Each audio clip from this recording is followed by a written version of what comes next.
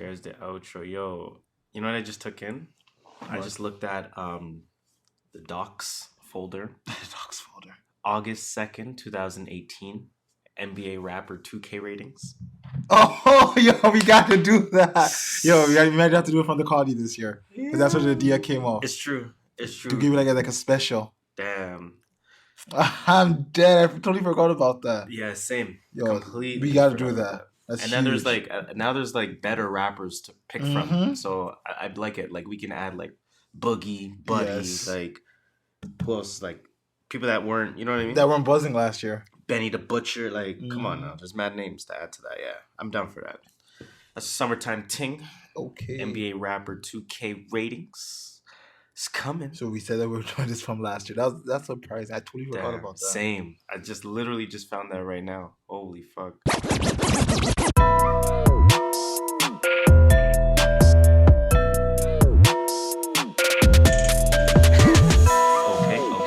Okay. Let me get my mic a little closer.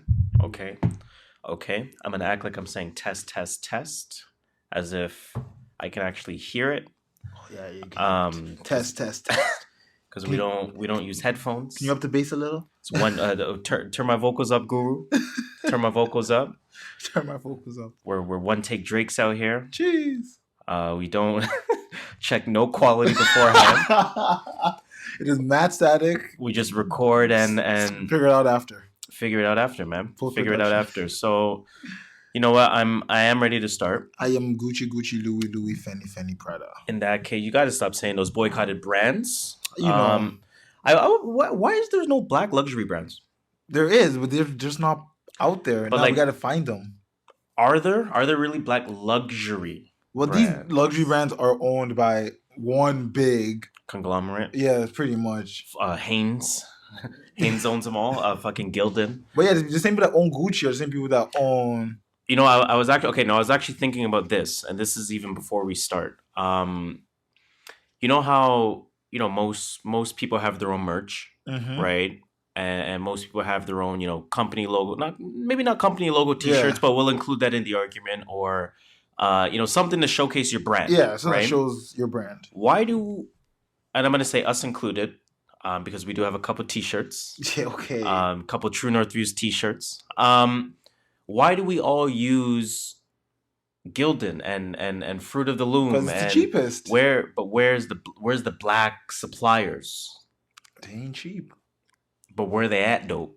You know what I'm saying? You know what you're saying? Where they at though? Where they at? I have no answer for that. Listen, I'm gonna leave it there. There's no discussion to have. I'm gonna just leave that there. Put it this way.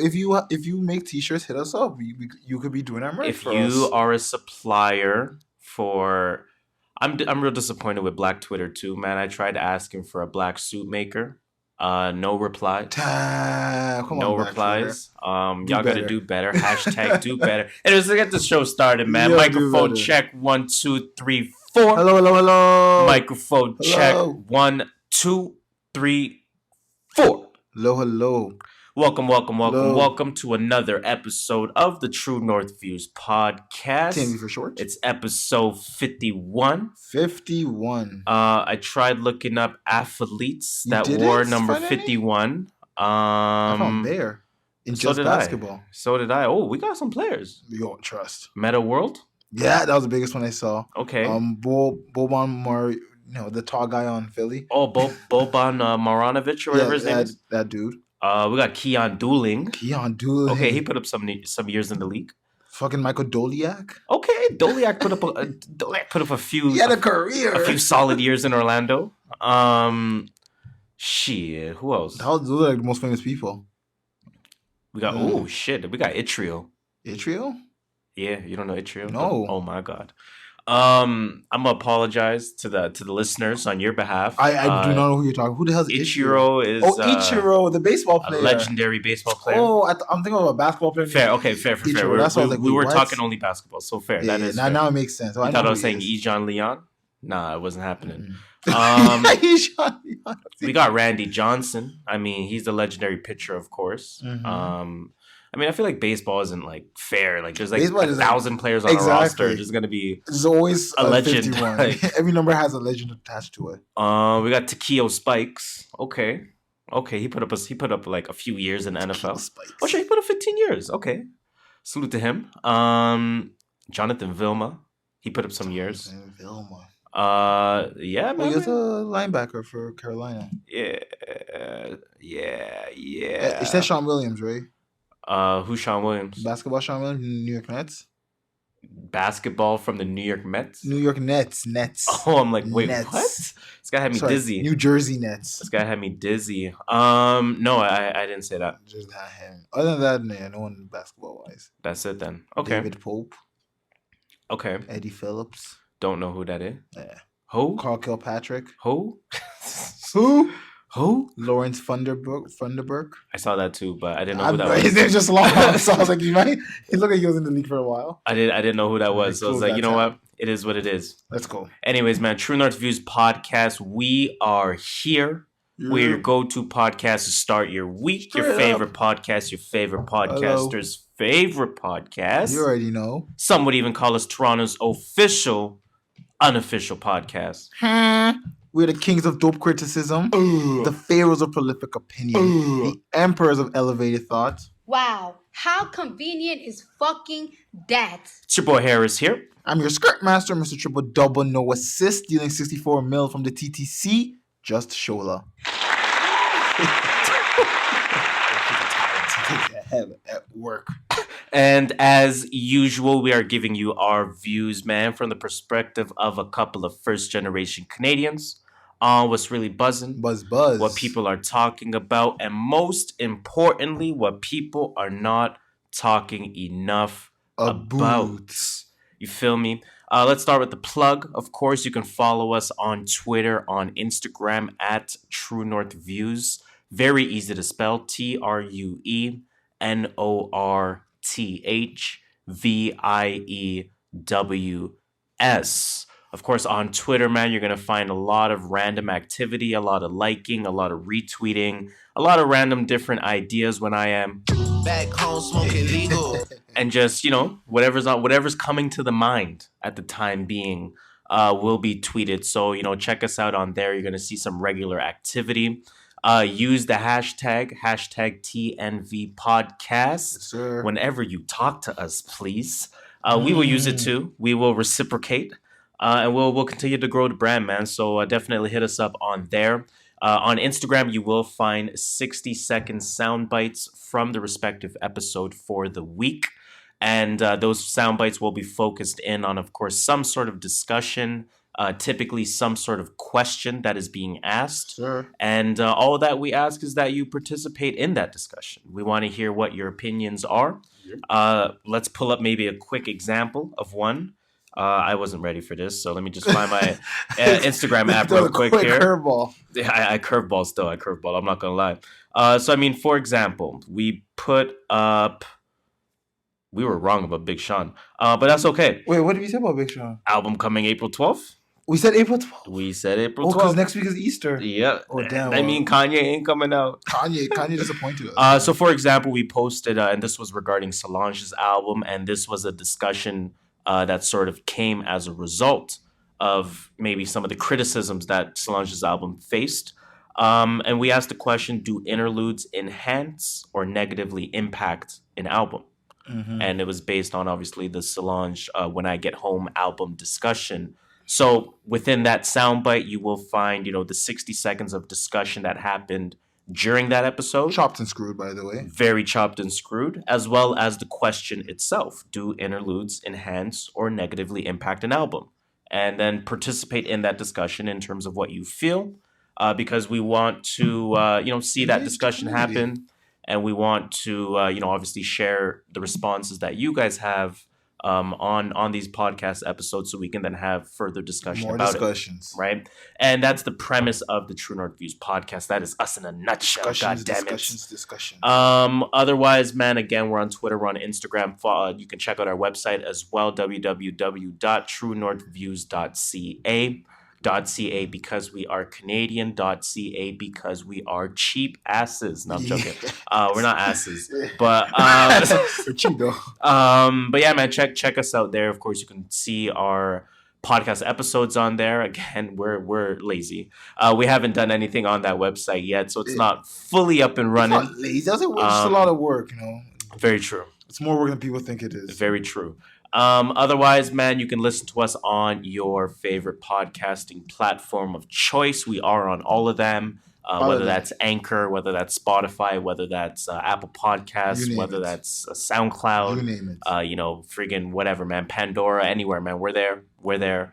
So check us out. And of course, when you do check us out, make sure you follow, make sure you rate, you subscribe, make sure you tell a friend times 6. Tell a friend. Man, do all of that. And of course, like I said, continue that conversation at all times. I think that's it for the plug. That is it. Yes. Yeah, I'm on our website. That's why. Sorry, I got distracted there. I don't think I left out anything there. So go ahead with that. As fuck. Yeah, the website real slick, man. The website's real slick. And salute to our web designer. You can put a CN Tower in the background there. It looks nice. Out here. Man, let's get this shit started, man. Let's get the show started. Episode 51. The Michael Doliak episode. Nah, man. Meta World Peace is better. The Meta World Peace episode. Let's start with how was your week, man? I don't remember how my week went. For real. Because we're not recording on a regular day. I'm like, wait, hold up. It's throwing me off so much. It's a new week now, right? I don't remember I don't think I did anything special. Yeah, I watched Breaking Bad. I'm on episode 7 now. Season 1? Yeah, still season 1. I'm taking my sweet ass time. You're really taking I'm like, time. If I think I missed a scene, I'm rewinding the scene. Fair. I'm pausing it to go to the washroom. All of that. You normally let it run? Yeah, sometimes you just run, you up the volume a little bit. On the TV. Okay, pull up the volume a little bit, run to the washroom. True. Try and hear True. it. I'm not mad at that. I'm not mad at that at all. If you're a guy, you've not done that, you're not living. Yeah, you're not taking advantage of being a guy. You're not living. Definitely take advantage in a non-toxic way. Yeah, obviously. Just in a watching that's what I'm way. saying. Yeah. That's what I'm saying. This is one of the few ways that men have to take advantage in a non-toxic way. Yeah, exactly. There's nothing we can do. Because in other ways is ways that they shouldn't be trying to, you know what I'm saying? Yeah, exactly what you're saying. So, we get the opportunity to do so. Motherfucking take advantage of that shit. Exactly. God damn it. Other than that, yeah, that's it. How's your week? Man, my week was alright, man. I'm on the same plane as you, man. I don't really remember. Yeah, it feels like a new week. It is a new week. Normally we record and I got some time to kind of chill for a bit. Not this time, but it is what it is. A lot of family time this week, so that was real good. That's good. Got a little WhatsApp group going now, so that's necessary, I think. Otherwise, man, just I've been kind of slacking on my Netflix. I'm not gonna lie. I'm still trying to watch Peaky Blinders. Real good show. That's a really good show. And I'm on like the end of season 2. I don't know why I'm not continuing yet. Interesting. But yeah, true. I was stuck on one episode of Breaking Bad for like a week and a half. It happens. And you're pressing spacebar by accident. But it's okay. We're using Google Docs, clearly. Otherwise, man, what else can I say about my week? Shit. That's kind of it. That's kind of it. It feels like a new week, so fuck it. Let me get back to you next week. There we go. That's a better answer. All right, man. Let's get this show started. So, of course, we are going to start with the music potpourri. Music potpourri, of course, is that segment that we get to talk about all things hip hop and hip hop news related. Got a couple shout outs. Want to talk about new music. And then, of course, we will talk about, the type of music that we are listening for the week. And then, yeah, man, we just like to continue this motherfucking hip-hop conversation and continue the genre, continue the black empowerment, black people movement. But let's get this shit started. Music potpourri. We're going to talk about 2 half blacks. So one black person? So we're talking about one black person. But no, for real, man, let's talk about this. So you saw Drake performing? Yeah. Where was this? Somewhere in Dublin or somewhere in I think it was in the UK. Yeah, one of those. Correct me if I'm wrong. I think it was in the UK. One of those mandem places. Drake brings out J. Cole. Surprising. Did you see that coming? No, I can't tell if people are trolling or not. This is why, because for me, for some reason, it didn't feel surprising. For me, it was like, okay. Because it's now a thing to bring someone out at your show. I Before guess. It used to be so I get true. unexpected, but now it's just true. like if Drake's performance, like even when I go to concerts, the first thing people are talking about, oh, I wonder who he's bringing out. Like that never used to be in the conversation. That is true. So now it's just kind of like, oh yeah, like it's cool to see him, but you're not surprised. But I guess when Drake brought out Cole, I was like, because okay, like for example, that was surprised me just because. But when he brought out Cudi, I was surprised. Yeah. When he brought out Meek, he brought out Cudi. He brought out Cudi. Oh shit, I missed that. Did he bring out Cudi? I don't think he brought. No, out he did. Cudi. He did bring out Cudi. They're not boys. Or am I thinking about Kanye? No. Cudi and Drake are not boys. Check it recently, bro. I'm down to do this Googles right now, bro. He did not bring out Kid Cudi. I'm down to do these Googles right. I don't know why I'm looking at my phone as if I don't have a laptop right at. Wow, boy, have we been conditioned. Drake brings out Kid I just searched Drake Kid Cudi. It would have been the first thing that came up. Think of the Drake dissing Kid Cudi. For real, he didn't bring out Kid Cudi. They're not boys. They're not friends. They no, I know they're not friends. That's why I was gonna say I was surprised by it. Shit. Who's the last three people Drake brought up? I think Chris Brown. Maybe that was just in. I think he brought out. I'm thinking about Chris Brown. He brought out Chris Brown. I'm thinking about Chris Brown. He brought some Europe guys. Chris Brown surprised me. But he's from there. I mean, big names. Well, J House is big, but in UK, not I'm saying in Canada, like American big names. I think it's only Chris Brown. Anyways, my point is, for some reason, the J. Cole bring out didn't surprise me. I don't know why it didn't. So when people were saying, "Holy shit, I'm so shocked by this," I didn't know if they were trolling or not. No, people are, because they don't expect. See, someone like if they brought out J House, you'd be like, "Oh shit!" Like, but it won't be. I'm so surprised. But when they bring out J Cole, like, wait, we never see J Cole this often in London or wherever they were. I just didn't know it was genuine surprise. I thought people were trolling on the internet. No, I think it's surprise. That's very interesting to me. I don't know if you saw what Drake said. Yes, I did. Let me see if I can load up that video real quick. No, not that one. I don't want the inspirational speech part of it. I just want the discussion part of it. Hold up now. I'm about to play it on the speakers. J. Cole was in London show. Yeah, it was London. J House, he brought out the night. Arguably the best rapper to ever come in this motherfucking game, hit after hit. Wow! Watching your show tonight, my nigga. God damn. Nah, listen, I'm gonna tell you one thing about me and this guy right here. When I think of all my earliest memories when we were doing this shit, this is for anybody, like, we don't want to get too preachy, but this is for anybody that has a dream, that has a vision, you know what I'm saying? When I think of all my earliest memories, there was always one guy that was always right there, doing the same thing as me, taking care of his people, showing love, and it's this man right here. He hasn't changed since the first day I met him. I said it tonight in prayer, I'll say it tonight in front of 20,000 people, and I swear to God, all you keep doing is getting bigger and better, and I appreciate it. I can't wait to make some new music with you. I know we've been working, I can't wait to let these people know. Is that it? What we doing? Yeah. Huh? Yeah. I mean, let me play that part. All right, make some new music with you. I know we've been working on some people, and I swear to God, all you keep doing is getting bigger and better, and I appreciate it. I can't wait to make some new music with you. I know we've been working. I can't wait to let these people know. I can't wait to make some new music with you. I know we've been working. Yeah, that's what it is. Was this just in the moment? I think they've worked. I think they have maybe a few songs in the bag, but maybe older songs though, like Lil Wayne's Carter 5. No, I think they have newer songs. Okay, I think they have. Well, yeah, they were driving in the whatever car that was, some expensive car. Didn't J. Cole like pick him up from the airport or some shit? That was in Toronto. Oh, Drake picked J. Cole up from the airport, but I don't know which one was one. Driving. Wasn't J. Cole driving? Okay, anyways, I don't know. Some shit happened. But they're boys. It doesn't surprise me that they would be working on music together. Yeah. But I was sort of asking myself because he was getting super inspirational. I was like, is he just saying this in the moment? But no, I think you're right. I think they're working. The question, or I think they have some stuff. Question you need to ask yourself is: will we ever hear this? Like that J. the Cole, Drake, Kendrick. J. Cole, Kendrick album. We've been waiting on since 2014. Every single year we fall for the tweet. J. Cole and Drake. J. Cole and Kendrick are making music together. TikTok. I actually saw a tweet on via Black Twitter that said that. Like, it's like, nigga, this is the last 5 years. We're not falling for it this time. Like, come on, man. I think I see that somewhere. Come on, man. Don't trip. But like, what do you think it'll sound like? Do you think, let's say they have music together, or let's say the first release that comes out with both of their names on it, are you banking on a Drake-ish sound with Cole on it? Because Cole can do the singing thing now. Yeah. Or do we think it'll be a more Cole sounding track with Drake on it? Maybe Drake doing a hook plus a verse. I think it's gonna come out on Revenge of the Dreamers 3. It's gonna be a song on there. Very and because of that, it will be a Cole sounding track. That's what I think.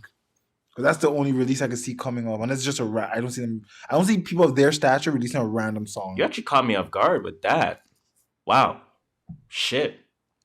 I would think that's what you okay. Wow. I never put that together. I never put that together at all. I was thinking to myself, like, I don't know which direction it'll go in.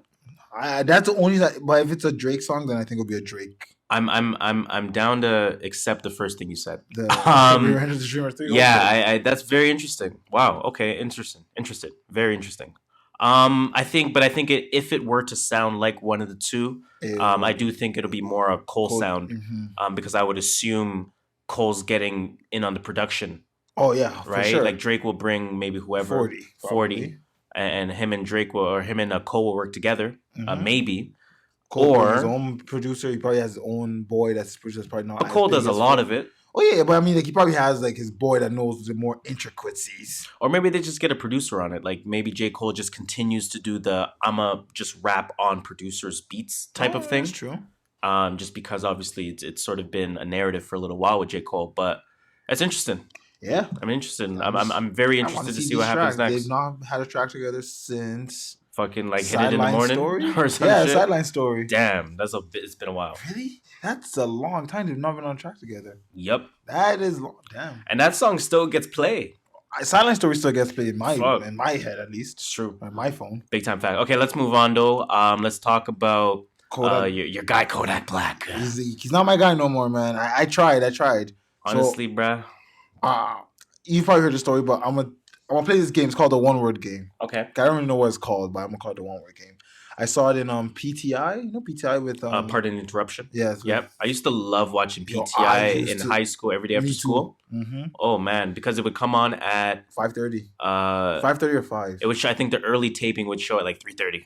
Jeez, there's one that early. I think so, and then it would replay at 5. No, you're right. You are right. 5:30. Mm-hmm. 5:30. Yeah, Eastern time. But yeah, go ahead. So you probably hear this game where they say a story and they say pick one word to describe something about the story. Yeah. Okay. Am I Wilbon or am I? I was talking the other guy's name. I don't know his name, but Wilbon and Tony something. I don't know, man. It's Tony something, the white guy. So here's a story.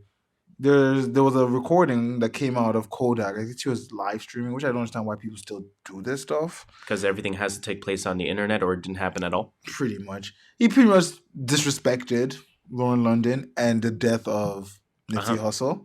Not really going to say what he said. He pretty much just, he pretty much just called her a widow and said he would give her time to grieve and then he will hit her up. So I gotta use this in one word? Huh? No, the story's not done yet. Oh, okay. I'll tell you when to use the one word. Okay. So then T.I. responds by saying, it's out of pocket, fix your shit, expeditiously, even use that word. T.I. then removed Kodak's exhibit from the Atlanta Trap Museum. Okay. Which is owned by T.I. Owned by T.I. Very important. Okay. Yes. Funded by T.I.? Well, it's owned by him, so I'm assuming it's funded by him. Okay. So that's in some. Okay, but it should be. I mean, okay. Yeah. Continue on. Proceed. Kodak then responded with, fuck that pussy ass museum. I ain't give you permission to put me up anyway. He also claimed that T.I. was targeting Kodak because he wanted Lauren London for himself. He said, dude just wants first dibs on her. Eat a baby dick. Come on, man. Now, T.I. did release a clip of him in a studio, and there's some bars there. I'm not even going to say the bars. It's just whatever. It's getting at Kodak, quote unquote. My question to you is one word to describe Kodak's behavior as of recently. Okay, my one word. Including remember the whole Young M.A. And let me include the apology too. And the apology to Young M.A. and this. And the apology to this. Because he did apologize for this. Now, my one word, trash. Trash. Just complete trash. Like, this is complete trash.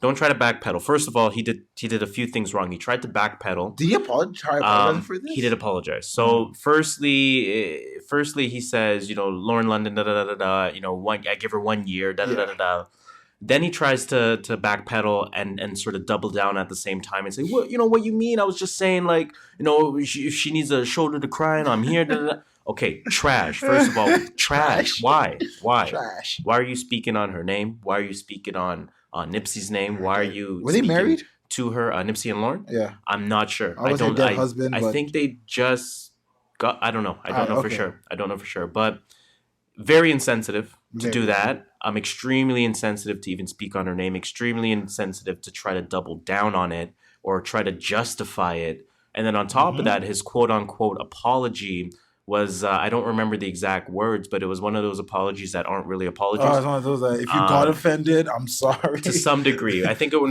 was, he actually kind of said like, I'm sorry for bringing up your name. I'm sorry to disrespect you, your family, da da da da da. Oh, but I wasn't wrong in what I said because I meant da da da da da. Like, okay. There's no buts in an apology. The moment you continue on after the apology or the moment you say but, you got to stop listening to the apology at that point. Yeah. So trash, completely disrespectful. He's shown signs of this. People have said, let him grow. Sure, go ahead. You do your growth thing and come back when you are grown in that case. Otherwise, it's okay to not be okay with something, and I'm not okay with this. It's fine. I never really had reason to bump Kodak's music. And but this doesn't give you any more reason. Exactly. Not only will this continue to not give me reason, but this will actually push me away from his music. Oh, for sure. I'm not here for it. I think it's unacceptable. I think it's trash. I don't know if you want to add anything to that. Everything you said, but just the word I would say is tasteless. It's just showing that he has no moral ground, no ethics, no thought process, no sensitivity, just no thought process to anything he says. He just says what comes to his head. Trash. Yeah, trash. Just trash. I like trash. Anyway, something else that's I don't know if it's trash or not trash. Solange canceling her, actually, which is this weekend. Yeah. Someone on my Instagram is there. Mad jealous because he's just posting all this concerts. Crazy. Eh? But I'm not there. But I also know the hassle he has to go through and standing for hours. And you also know like if you miss it, you're not missing anything. Yeah, exactly. Right? It's like it's cool to be there, but I don't care to be there. Yeah, perfect way to put it. Like, I don't care to be there. If I happen to be there, yay. If I don't, I'm still good. True. But yes, why did Solange cancel her performance? So yeah, let's talk about that a bit. That's nuts. First of all, for her to cancel like 2 days beforehand. Damn. Because she was one of the big names. Wasn't she a headliner? Wasn't she a headliner? Or like it was Tame Impala, Childish, and no, Solange. She wasn't a headliner. I think she was like the name under. Okay, so like second in line. Yeah, but she was up there. Second cousin once removed type shit. One of those. Yes. So yeah, I mean, our R&B singer Solange cancels her Coachella 2019 performance. This is an article via The Source, so this is where I'm getting my information from. Now, in a tweet on Sunday night, so that would have been like last week, so April 7th, right? So a week beforehand. Coachella organizers announced that Solange will no longer be performing at this year's Music Fest. The tweet said, due to major production delays, Solange will unfortunately no longer be performing at this year's festival. She sends her sincerest apologies and looks forward to performing at Coachella in the future. First of all, do you think that's happening in the future? She's performing at Coachella? No. I think she will. Oh, sorry. Yes, she will. Sorry. In the future. Yes. So according to TMZ, members of Solange's band started getting sick, and she couldn't find the right mix of replacements. She tried out several different musicians, but it just didn't work out, mainly because Solange couldn't figure out how to work with all the new pieces. Okay, makes sense. Sources also tell TMZ that Solange didn't feel like she could deliver a great show for Coachella, and she ultimately decided to pull the plug. Right. Solange was supposed to perform at the 2-weekend music festival on Sunday, April 13th and the 20th, alongside Kid Cudi, Wiz Khalifa, and J Balvin. Yeah. Thoughts? We talked about cancel concerts before. It happened, man. We just hope that's the real reason, or we just hope whoever is sick is good. It's true. Yeah, I mean, I heard of the sick thing. I did hear of that even prior to the cancellation. And I get it. It was sort of mentioned on the Joe Budden podcast as well. Solange is one of those artists. She's kind of in the same realm as Childish Gambino, Beyonce, I can put Rihanna on that list. And it doesn't even have to be talented people. I can put J-Lo on that list. I think I know exactly where you're going with this. Performance matters. Yeah, like all so the specific, every piece exactly has a role, and when one piece is not there, you can't just put in another piece. Exactly. That drummer's been with her for 3 years. He knows when she walks the left, he knows what song's gonna come next. Or even let's talk about maybe a role that isn't quite as seen by some people in the audience. Exactly. Maybe one of the dancers. A producer, right? Maybe a producer, maybe a stage control person. Yeah, like I was gonna say a stage handler. That knows that if their arm is up 90 degrees, it means stage left. If their arm is 180 degrees, lighting control. You know what I mean? Nana knows when to put red lights and yellow lights. Exactly. Don't put green if she's wearing a yellow outfit. You know what I'm saying?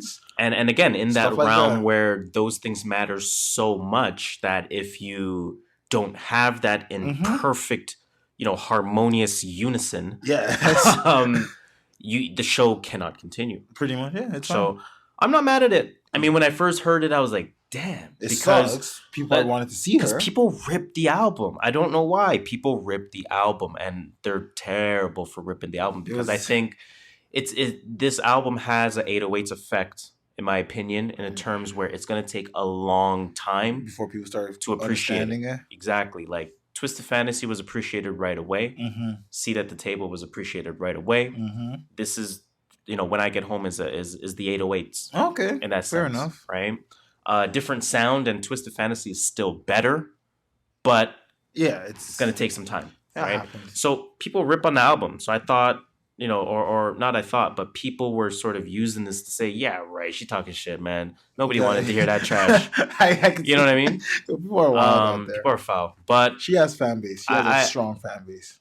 I see it. I see why. Yeah, I don't like you said, when it's a performance, every single piece has a role. And when one is not there, you can't just substitute it in. It's true.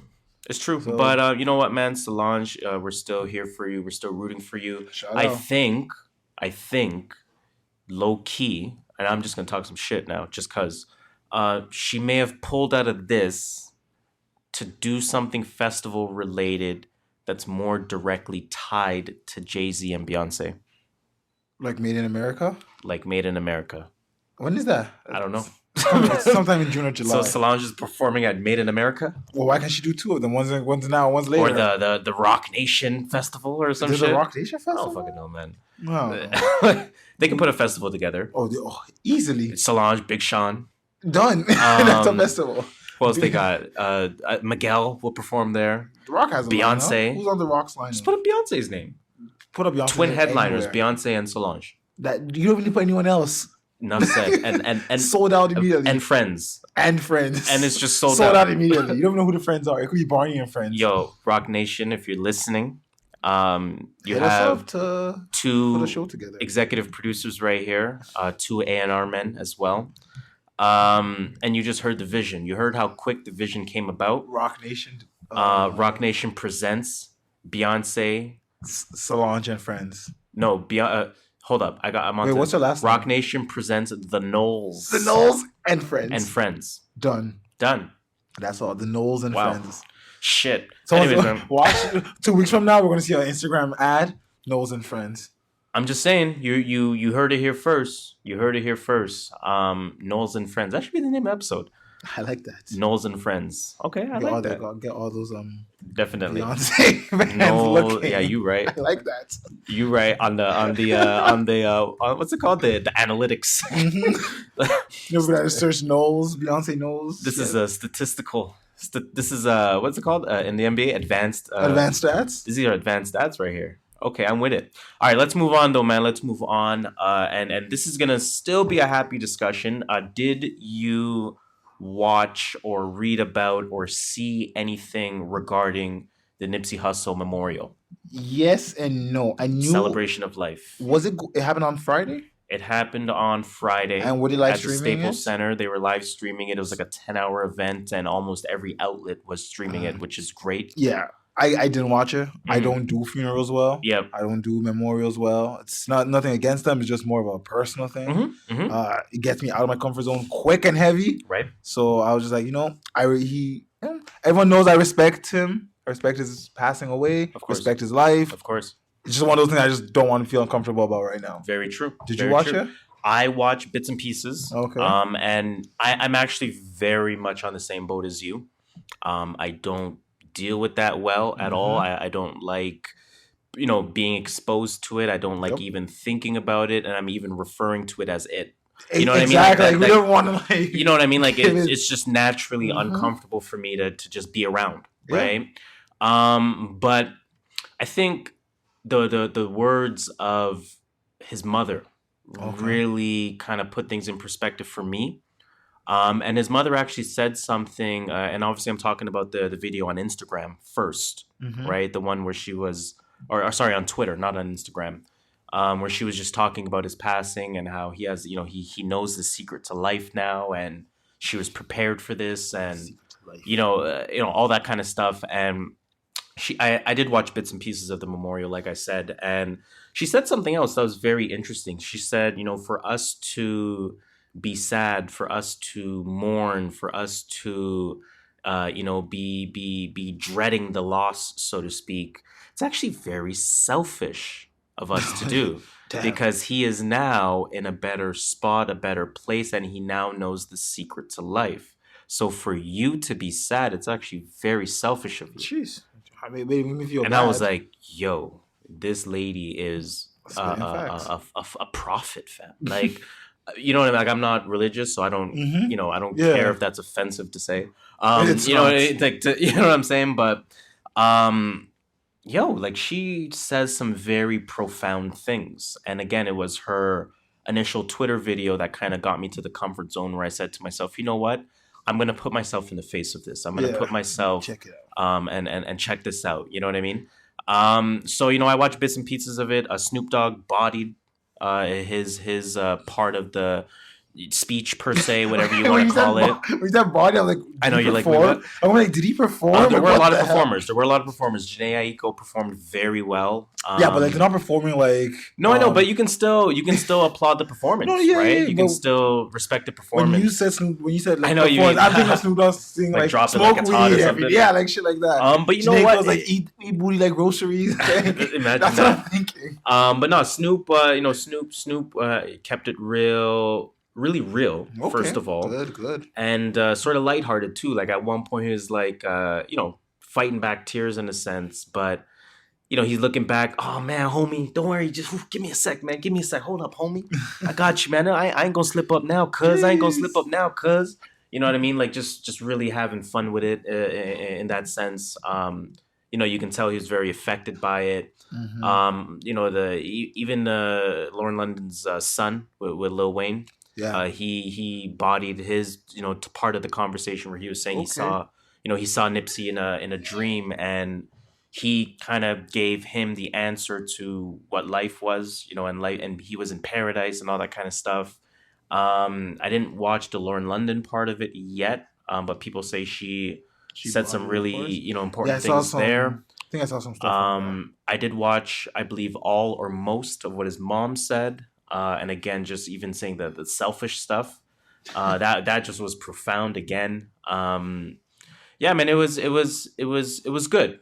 It was good. I think for anyone that's maybe going through anything, death related, I think for people even like yourself, where maybe we're not the most comfortable in those types of situations and in those types of surroundings, I think it was important to have something as monumental as Nipsey, and obviously the after effects of Nipsey's life, which is, according to his mom, sort of the intention of his life. Yeah.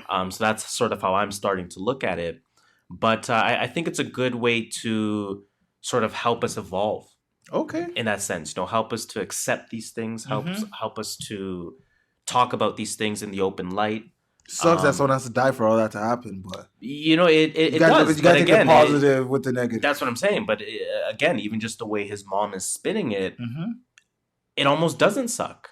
It almost doesn't suck with just the types of mentalities that his mom has, right? Okay. So it served a purpose, and I think it's helping me to just think about death in a different way. Well, that's good. You know what I mean? So. it was interesting. It was very interesting to watch, and I think for anyone who didn't watch, or for anyone who at the first I was like, no, I can't do that. No, I can't do that. I'm still mourning Nipsey. I'm not doing that. I'm not gonna view that. For anyone that maybe was thinking along those same lines, I would say view it. Okay. I would say view it. So yeah, it was interesting. It was interesting to say the least. I don't know if you had anything to add to that at all. Not at all. You know what? The next In that part is case, actually going to continue. Well, anyway, let's go. Let's continue on. let's get into. I'm trying to think of what sound bite to play as I stall time here. very bad Let's job at get this. into some Very shout bad. outs. We say we're rolling with that one? Yeah, actually, I like that. Okay. Shout outs. So shout out to South LA. Yes, and a little Nas shout out at the same time. Okay. At the same time. Okay. You know about what happened at Nipsey's memorial with the shooting and 4 people injured, 1 person dead or something like that? No. Oh, well, there was a shooting. There was a whole big thing that happened at Nipsey's memorial. Oh, I heard about that. Yeah, and I don't know the full details. Did you say and no shout out at the same time? Well, yeah. No, because I thought you said and Lil Nas X. Oh, I was no, like, no. What? And no shout out at My the fault. same My time. fault. My fault. But let's talk about the positive at least. So South LA is to name the intersection, of course, where Nipsey repped Crenshaw and Slauson. They are going to rename that intersection Nipsey Hussle Square. Wasn't his album or mixtape named Crenshaw and another one named Slauson? Slauson Boy 1 and Slauson Boy 2 and Crenshaw the mixtape. Yeah. Yes. So that's how much he repped that intersection. Rexdale 1, Islington 2. So let's definitely applaud that.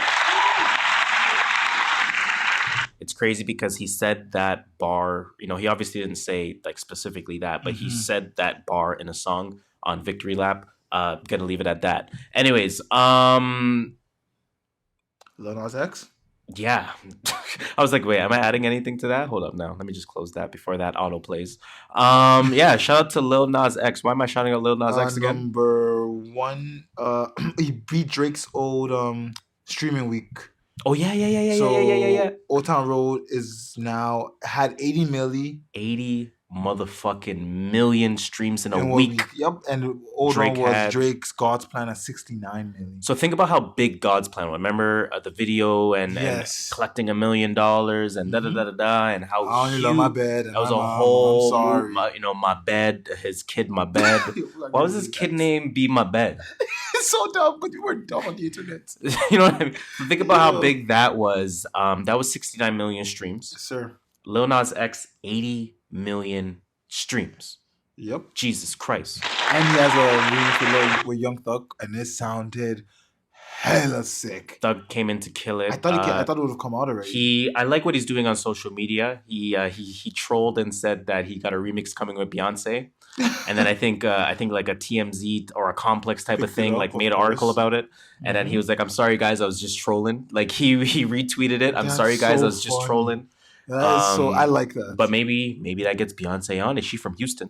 Yeah, I'm just saying. Beyonce would do something. She's from the South. And then he said, "I'm gonna release my first album, guys. It's gonna be called Old Town Road, the remixes." So it'll be Old Town Road, followed by Old Town Road with Billy Ray, followed by Old Town Road with Young Thug, followed by Old Town Road with Beyonce. I think that's where it's headed. Man, salute to him, man. He's soaking. And someone said to him on Twitter, "Oh, you just got lucky." He's like, "No, I'm just a hard worker who got lucky." So you know what I mean? Like he's, I like what he's doing. I like what he's doing. I like when you troll online. That's it. Salute to him. You troll the trolls. Very true. Definitely salute to Lil Nas X. Let's salute Brandy. Yes, real salute quick. Her. Salute to fucking Brandy. Ray J's sister. The sister of Ray J. Ray J is the brother. Remember when Ray J was the brother of Brandy? He's a Ray J cuz. And then he made his own brand. Yeah, cuz. That's Ray J cuz. They actually look alike. It's kind of creepy. They really do look alike. So I want to talk about this. I'm going to read it first, and then I want to talk a little bit about the number. So R&B legend, which she is, Brandy, is the latest artist to purchase their masters from Atlantic Records, Shout out. Epic Records, and RCA Records. Obviously, very much staples in the game. It's very conglomerate-like. Her catalog is reported. First of all, hold up. They're master recordings from Atlantic Records, Epic Records, and RCA Records.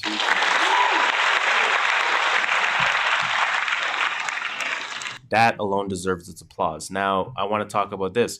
Her catalog is reportedly worth over $100 million from album and record sales, as well as samples. Let's talk about that. I guess people are sampling her a lot. Well, I mean, Brandy has a catalog. She has a catalog, right? She has some huge hits. We know that, but it's not. I didn't think it was worth $100. That's what that's my point. I guess she has a catalog. Don't even get me wrong, but that's not disrespect. That's not in no disrespect. 1998, it might have been worth $100 million. In 2019, I don't see it. Or let's not even go that far. In 2005.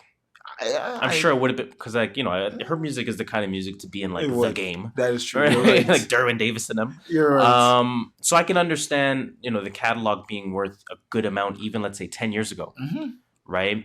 Not now though. $100 million. They must have just been finessing. So you want your masters? You're going to pay up your ass for this? I don't think so. I think it's just worth that. I think that number being public is actually going to really be a good, let's call it base. Oh, because some people are going to start checking out her music because they're like, wait, why is this worth $100 million? In a sense, but now let's think about Kanye. What Kanye? How much is his masters worth? If Brandy's masters is worth $100 million, how much is Kanye's worth? And ask why he can't get them. Yo, that was I would say now I know why they have him on this lifetime contract. Why did it take Russell Wilson money to buy Sierra's masters? How much were those worth? But I can see why they make it expensive though, because owning masters is of course it's an asset. Yeah, you're giving away money. It's a generational asset. Nipsey owned his masters, so when we're streaming all of his music, it's going on his to his family. Is all of those albums that reached Billboard just created a huge payday for his family, which is a great thing. It's the way that we can give back. Yeah, you know what I mean. So that's an asset, it's a generational asset to have. Like Drake. Oh yeah, what's his catalog worth? Fuck, $1 billion? I wouldn't be surprised. What's Jay-Z's catalog worth? You know what I mean? Like, come on, this is nuts. Well, shout out to Brandy for owning her. This is nuts. Another person finding out to own the key to life. The key to music life is owning your masters. Yes. Salutes Brandy. Shout out to hold up. I have you have the perfect soundbite. I got the perfect soundbite for this one. Where the fuck I got it again? Oh yeah, we got salute to LeBron James, LeBron James, LeBron James, LeBron James, LeBron James. Salute to LeBron James once again for creating this I Promise school. Not related to Apple, but anyway. And good one. Let me haven't done this in a few episodes. Salute to LeBron again for sort of, I'm not going to say sticking to his word, obviously, because he's not just going to back out of this. Oh yeah, it wasn't a one time. But salute to the implementation being as strong as the intention. Good, right? So LeBron James's I Promise School has already showed improved test results. I'll read a little mini article here. So the LeBron James Family Foundation's support for public education in its famous founder's hometown of Akron, Ohio, is already showing markers of early success. Since LeBron James helped open the I Promise School in 2018, 90% of the inaugural class of 3rd and 4th grade students have already met or exceeded their personal goals for reading and math performance. And this is according to the New York Times. So obviously a credible source. In fact, the degree of growth that has been seen in the students' test results rank in the 99th percentile per Evaluation Association, NWEA, they're an evaluation association. They administer the measures of academic progress assessment, right? So these kids are doing an unbelievable job, better than we all expected, said LeBron James. When we first started, people knew I was opening a school for kids. And this is kind of what I was saying. Now people are going to really understand the lack of education that they had before they came to our school, right? People are going to finally understand what goes on behind our doors, right? So definitely good on him for that. I hope that the, what's the word I'm looking for? Not what's the word? Student body. You know what I'm trying to say? I hope their student body continues to grow is what I'm trying to say. Student body is right.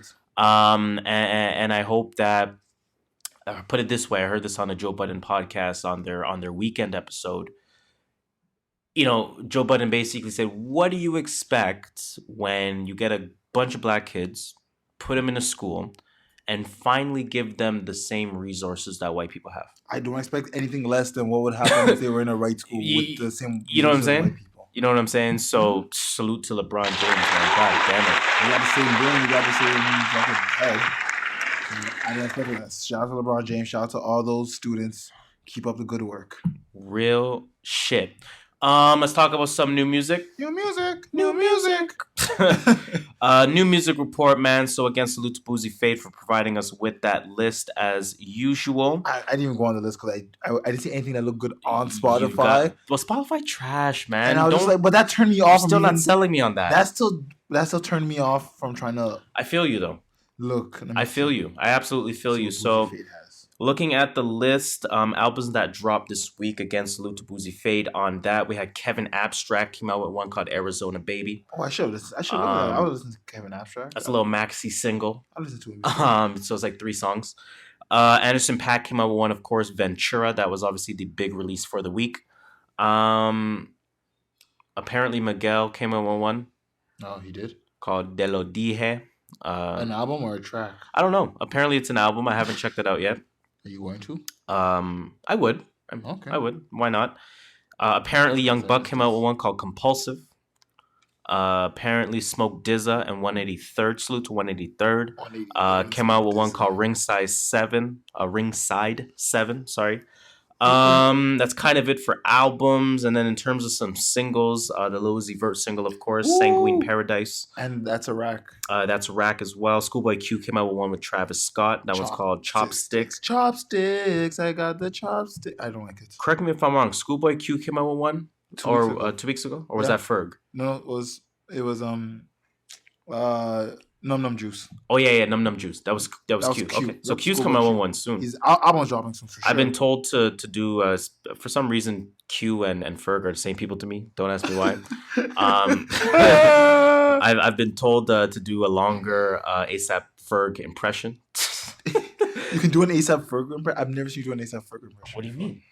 You've done one. He raps like Tyga. He only raps in one flow. Dum dum with the Nandos. Am I lying?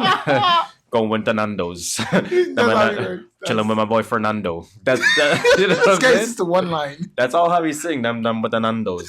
Num num juice with the Nandos. Num num juice with the Nandos. Shit. Who else came out with one? Tame Impala came out with one. K Tronada came out with one. 070 Shake. K Tronada came out with one. 070 Shake came out with one. Okay, interesting. I saw that on Boozy Feed. Actually, someone posted it, I think. I should check that out. Yeah, man, some new music came out, but really nothing came out, man. Yeah, nothing came out. Really nothing came out. So I'm going to talk about the one album that I listened to. Let me check if you do that. I'm going to see if I actually did bump an old album. Because sometimes I do try and bump an old album when nothing comes out. I don't think I did today. Fair. Anderson .Paak, of course, let's talk about the album Ventura. This is a release that sort of came out pretty quickly in comparison to when Oxnard came out in 2018. Has a good amount of features on here, so let me just kind of go back and actually open up the album. Anderson .Paak. Where are you at, though? Ventura. So, the first track opens up with the 3000 feature, Andre 3000. Oh shit, you got 3000? You got Smokey Robinson on there, obviously in a sample sort of setting, but gave him feature credit like Otis Redding. Jasmine Sullivan he has on here as well. Again in the She's same a good singer. Sort of sample. Yeah, she is. Has Nate Dogg on there as well. On the final track. Sonia Ellis, if I apologize if I'm mispronouncing that, as well as Lala Hathaway. I don't know who they are, but they had good features. You don't know Lala Hathaway? I don't. No, I'm joking. I don't know who that is. Okay, well then. So good amount of features. Andre 3000, man, listen. When is the album dropping, Andre? Andre 3000. Or are we just giving up on that album? Like, are we one of those things we're just never gonna see? The Yo. Andre 3000 album? Yeah, it's gonna be like the Dr. Dre album. I hate when I make notes for our episode and then I listen to the Joe Budden podcast. Because then it changes your... No, because it feels like they just like... I'm not gonna say take, obviously, but like you don't want to say the same thing they did and they just said it. I don't want to make it seem like I'm doing something only because they did something. I see what you're saying. So right? what'd you do that they did? I want to play a little bit of this fucking feature, man. This Andre 3000 feature, because Andre did some things to this song. Did some things to this song that tells me that the album needs to come out ASAP. So let me play it and let me find Andre 3000's verse.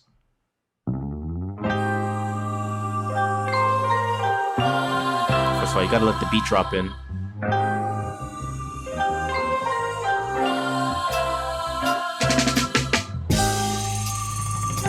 Find 3000's verse now.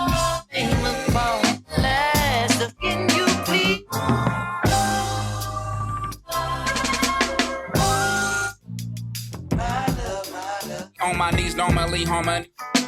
You're all I need, all of me on my knees, normally harmony. Bumblebee, hummingbird, I'm a nerd, study you. What do you WWF? We fighting, we might need counseling, possibly more so me. Sounds to me, frowns on big grounds to leave hounds. I'll be looking for you before you drop a tear. I pray them stop pretending that I ain't them. Them some dumpling I remember when you start dying. Them silver hairs and start hiding from your age. I ask why how come? Amazing how time can run away from us. I'm no nun, you're no priest, but I promise, hun, you gon' see a phenomenon. Come with me like it's Ramadan. I don't eat like it's Comic-Con. I'm a freak for you, yeah.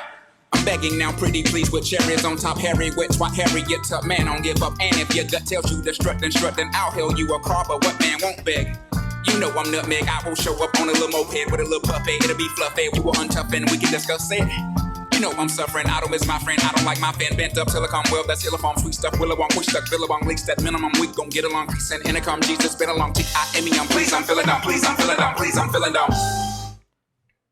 So when's the 3000 album dropping? Just give us 9 of those. We'll take a short album. I'll take 4. We'll take a shorter I'll album. take 4. We'll take a 7.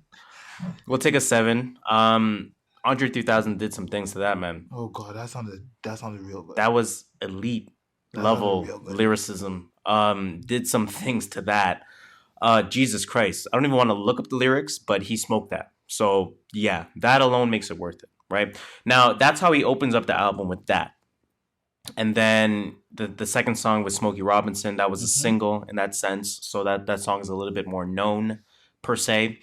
However, I didn't want to, for lack of a better word, overrate or use those features to make me overrate the album. Yeah. You know what I'm saying? So my early review, this is like 3.5 songs in at this point, right? And again, I say this about Solange, and I'm about to be very hypocritical, right? So I always say, don't compare when I get home to a seat at the table. You're literally just like robbing yourself of the joy, right? So we know the quote, comparison is the thief of joy, right? It's happening to me. It's happening to me because to Oxnard? Not Oxnard. No, I'm comparing this to Malibu. Oh, okay. And this does not feel like Malibu, right? Now, this was my first. So disclaimer, first of all, sorry I didn't say it. This is only a sort of first listen review. I know it could sort of warm up, and in fact, it already has started to warm up on me a little bit more. But at the time, I was like, you know what? Not really feeling this as much as Malibu, right? Then Winter Circle comes on, which is the 4th song, Bodied. Then Yada Yada comes on, which is the 6th song, Bodied. The middle portion of the album is real good. It's like good. He just got, so like, I don't know, man. Let's use a basketball reference. Dame scores all his motherfucking points in the 4th quarter, right? It's like Dame has 4 points after the 1st quarter. Okay, and you're probably like, oh, he's shit. He's not playing. Not even shit. It's just like, he might not body this game. He might not drop 40 on him. But he'll put up 22. It's not bad. Through. And then 3rd quarter comes through. He puts up 12 in the 3rd, or 14 in the 3rd. You know what I'm saying? Gotcha. That's what this middle portion of this album is like. So he starts putting up numbers. I'm like, God damn. Okay, you didn't see this coming. Yada Yada has me. And I really like Yada Yada, which is the 6th track, like I was saying, because you get a real good sense of Anderson. So for those that don't listen to Anderson .Paak for whatever reason, just listen to Yada Yada if you're going to listen to one song on this album. Noted. Because it gives you a great ability to assess, okay, this is who Anderson .Paak is. He has powerful vocals. He has that singing / rapping ability, that 3000-esque type of ability. He has, the ability to just straight rap. And he's showcasing all of those different influences and all of those different elements on this one song. Okay, I'll try to listen to that. So that would be the one song to kind of make you judge the entire project. Okay. If that's even possible. You know what I mean? And then, of course, the song after that was called King James. Great messaging in that song. Salute to LeBron again on the I Promise School. I was going to read some lyrics, but fuck that. But anyways, too lazy. It's all good. Again, I'm probably on, and not maybe front to back, and maybe this is sort of taking away from me, but I'm kind of on my 4th listen in a sense. Okay. Starting to grow on me a lot more. Okay. But overall, it took me a while to warm up to the album. Right? So it took me a little while to warm up to it, despite having those 2 big name features at the beginning. Like I was saying, I don't want to overrate them or overvalue their name, so to speak. Feature. Right? And really, Anderson .Paak is just, he's an artist that I have like very, very high expectations on. You know what I mean? Actually, the comparison was used like he's like a little baby version of Andre 3000. And I never really made that connection for whatever reason. Who said this? On the Joe Budden podcast. Oh, okay. And I see it now. And I think that makes sense. And I think that sort of ties into why my expectations of him have been so high. Right? Especially because he was one of those names that I just organically discovered. He wasn't anyone that someone told me to listen to. Yeah, you just right? It's just you found Malibu, just bumping music, and then to a point where even at the Jay-Z concert, he opened up for Jay-Z. Oh, he did? Oh, no, sorry. Was that Jay-Z or Cole? J. Cole. No, it was the Jay-Z. one we went to? That was Cole, right? Cole. My fault. That's Cole. My fault. I was litty and I did not realize. But that was my point. That was my point. We didn't even take him in like that. Yeah, we didn't take in how talented until he was. Until the end. After he left, I was like, wait, he was drumming and singing at the same time? But it wasn't like till the end where I was saying to myself, "Oh shit, that was Paak the whole time on there," because I wasn't paying attention. Yeah. Right. So again, there's very high expectations on him, and I think. And again, it's already sort of happened. I think the album just needs a little bit more time to warm up with me. That happens with some I do think it's a good album. I don't quite think it has that it factor that Malibu had. And on top of that, I don't quite think it is the it album quite yet for such a quick follow-up to Oxnard, because we knew Oxnard may have been just a forced release by the album. Yeah. This was supposed to be the real album, the album with the it factor. This one was supposed to sell them. Exactly. And on first listen, it didn't have that it factor. Okay. Right? That's just my personal opinion. I know sort of the consensus opinion right now is that the album's amazing. Oh, wow. I'm not mad at that consensus opinion. And again, I think it just takes a little bit more time to warm up for me. So my first listen rating was actually 7 out of 10. That's not bad. Not bad at all. My rating right now is actually about 7.5. Okay, so it's already trailing upward. There we go. Right, already trailing upward. But yeah, that's a good one. Anderson .Paak, Ventura, real good album. Again, worth a listen. Absolutely worth a download. Everyone go and check that one out. Shoot, that might be the end of our new music. That is the end of our new music portion. that is actually the end of our new music. Again, that's the only album we bumped this week, man. Let's be realistic. Only one person that bumped it too, and it's only me that bumped it. What the fuck we gonna do, man? No, we can't get big name releases every single week. But you know what? As usual, we are going to end our music potpourri segment by asking the final question: what is in your rotation, sir? I will let you start this week off because I am looking for something. Man's gonna make me scramble around now. All right. Well, Ventura by Anderson .Paak. I am gonna count as being in my rotation because again, I've visited sort of individual songs a lot more than once. Boogie, Everything's for Sale. For sure. Again, just we're low key 2 weeks away from that concert. Yo, I was just about to ask, when is that concert? 2 weeks from now, right? No, April 29th. It's on Monday though. I know I checked it on. Yeah, April 29th. So, that's after the long weekend. No, is it? I thought long weekend was next week. Long weekend's next weekend. Yeah. Yeah. Solange, When I Get Home. Mm-hmm. Listen, I bumped. So where was I? I don't even remember where I was, but I was driving home. It was kind of late. It was like a Friday night type thing. Okay. Very late. And the album was hitting Those late night drives. perfectly. Those late night drives sometimes. That's where I think it was even foggy outside. I think it was foggy. Yup. Because remember I said I sort of described a lot of the sound as like dark, smoky jazz in that sense with like great sequencing. And that's what it was there. Oh my God, that album was hitting perfectly. Jeez. What else have I been bumping? I went back and I bumped Big Sean. I decided. So that's the one with Bounce Back, Jump Out the Window. I got the jump, moves. jump. She making moves. We I got got the the moves. Yo. At first I was like, yo, the album's not bad. And then like, I'm like, album's not good. Sidetrack. I Go listened to this YouTube video. I watched this YouTube video. They're like, why Big Sean is the most essential, non-essential rapper, and it's like they said it's because his raps, like his rhymes are so. Like, what the fuck are you thinking? Quirky. Yeah, like just They're very quirky. so corny sometimes. Like, really, like to be an A-list rapper, you can't I got the have some moves. corny lines like that. You making moves. She She got to make move. moves. Like, what? She got to move. I make that ass move. I make them titties move. Yeah, I make the city move. stupid shit like I make, that. Look, Like, what are you saying? Yeah. Blood Orange, Negro Swan. Again, that's a real good album. I went back and I bumped Mass Appeal, Starting Okay. 5, Volume 1. I really like that one. Noir by Smino. That's just weekly. Smino. That's just weekly That's at this in your point. rotation. Ambition by Wale. That's my ambition. I went back and bumped Ambition. That's K Tronada, man. K Tronada, salute to K Tronada. 99.9% is the name of that album. I think that came out in 2016. okay. And that was a top 5 release for me in 2016. K So Tronada? yeah, so that's a real good one. I bumped a little bit off of 2014 Forest Hills Drive, J. Cole. And I went back and I bumped Book of Ryan. Oh, that's Royce. Yeah, the Royce. 5'9"? Royce. It was just it was a good time to listen to Book of Ryan because that's a very introspective album. So for anyone that's kind of in their thoughts, listen to Book of Ryan. It's a good one. And sort of along the same lines in terms of being introspective, Mick Jenkins' Pieces of a Man. Real good album there.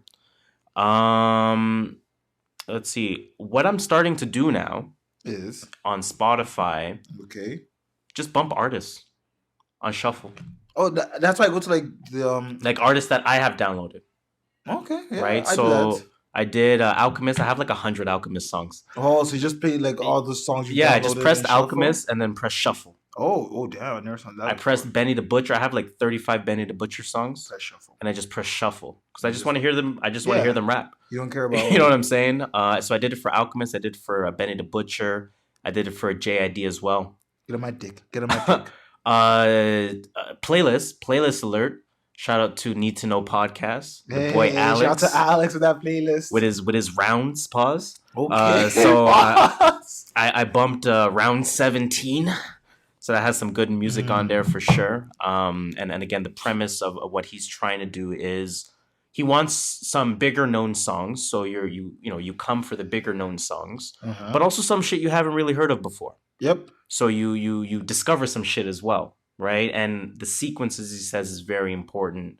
Yeah, Just with the energy that one song is giving the other song. So I'm not mad at it. I respect it. I respect a curator, anyone that wants to go back and take that time to really curate and perfect. I salute it. I respect it. So I was like, yo, I'm following. And I'm listening. So salute to Alex. If Takes you're a lot. listening, I listened. I Shola listen. listen. We bump support. it. I We like it. bump, definitely. And then again, man, just podcast shit, man. So Inside the feel Green Room, Danny Green, Joe Budden podcast, Need to Know podcast. They had a real good one with their episode, their most recent episode. Yeah. I like that Guys one Next a lot. Door, Clubhouse, the usual shit, man. All of It's them. the real, all of them, man. All of them. Salute to that. What's in your rotation, sir? So because on Friday I went through a bunch of Russ singles. Okay. It really messed up what I can see on on my Spotify. So I can't see anything past my Russ singles. But I will tell you what I do remember. Lil Nas X, Old Country Road, the remix. Old Town Road. Yeah, okay. Old Town Road. Yo, that song slaps. I wanna take my Icebreaker came on at one point this week. 2 Uzi songs because they came out I think Monday night, Tuesday night. Yeah. So one of them was called That's a Rack, you called it, and the other one is what's it called? Sangrine Paradise. Yeah. God, I love those songs. I bump both those songs heavy. It's almost summertime. Sidebar, sangria season. Patio season? Fuck. Yo, sangrias are hard in the summer, bro. Yo, fam. You know what? I don't care anymore. I'm ordering whatever drink I think tastes nice. Sangrias. I don't care what people think about me. I'm not going to try and act no ways no more. Give me the wild berry, fucking red wine sangria. Oh, come on now. You do red wine base on your sangrias? Yo. I do white wine base though on sangrias. I usually would do white wine base, but sidebar, Eastside Mario's has a solid red wine based sangria. I'm just putting that out there. We have one not far from us. True. Again, because Spotify damn ruined my whole thing. Baby on Baby. That's my gym workout every fucking pretty much day. I'm at the gym. I'm probably listening to Baby on Baby. The Baby on Baby. You know, if you go to your library and scroll down, it'll show you. It stops at Russ Singles as well. Oh, okay. I checked there too. Just making sure. But don't worry, I listened to a bunch of stuff after Russ, so I'm gonna say those two. I had this acoustic feeling. I don't know. I still want. I'm not mad at that. I went and bumped a bunch of acoustic playlists on Simpler Spotify. Beats. Yeah, just some guy with a guitar or a piano or a girl and just sing some songs. Not really. Shit, you discover a lot. I'm not mad at it. I'm not that exploratory. Oh, I'm down for the on Spotify. For the Sonic. I kind of just stick to what I like sometimes, or most times, or almost all the time. But anyways, Boogie. Yeah. Everything for Sale. Yeah. I get ready for that. Buddy. Bumped that like 3 times this week. I love Buddy's album. I don't know why. It's a great album. It just hits me. I can't wait for the summer's out. Jordan Woods on my dinner plate. I always yell that line. I always yell it. I love that line. Alessia Cara. Yeah, that girl. Brampton's finest. Yes, I went to bump her first album. It's called Know It All. I actually enjoyed that a lot. I tried bumping her second album, but then I got tired of her after the first album. I thought it was too much already. Yeah. You can't OD like that. Didn't she come up with a recent one that we said was aight? Yeah, that was a Growing Pains one. Yeah. That's when I wanted to bump, but then I went to bump her first one. So let me bump all her catalog. True. Then after the first one, I was like, I'm tired of her. Yeah. You can't OD like that. That's too much. More acoustics. Hip hop hits of the 2010s. You guys know that's still one of my favorite playlists. Let me see how many followers it has now. 111 followers. Okay, growing. When you were on there, you said top 30? I think I was top 100 for sure. Less than 100. You broke the century mark. Let's go. Shout out to James. That's all I can say about. He says he has. Follow James, everyone. Yeah, it says he has 2 playlists. One's called Hip Hop Hits and one's called Hip Hop Hits 2010. Oops, I'm playing some accident. It's all good. No one heard it. Other than that, like you said, podcasts, Need to Know, Brilliant Idiots, Jesus and Mero, my sports podcasts, my news podcasts, my guilty pleasure podcasts. Saying your guilty pleasure is Girl Talk with Angela Yee. It's not. Actually, I just bumped that before. I moved a few episodes. Girl Talk is probably aight, but that's not it.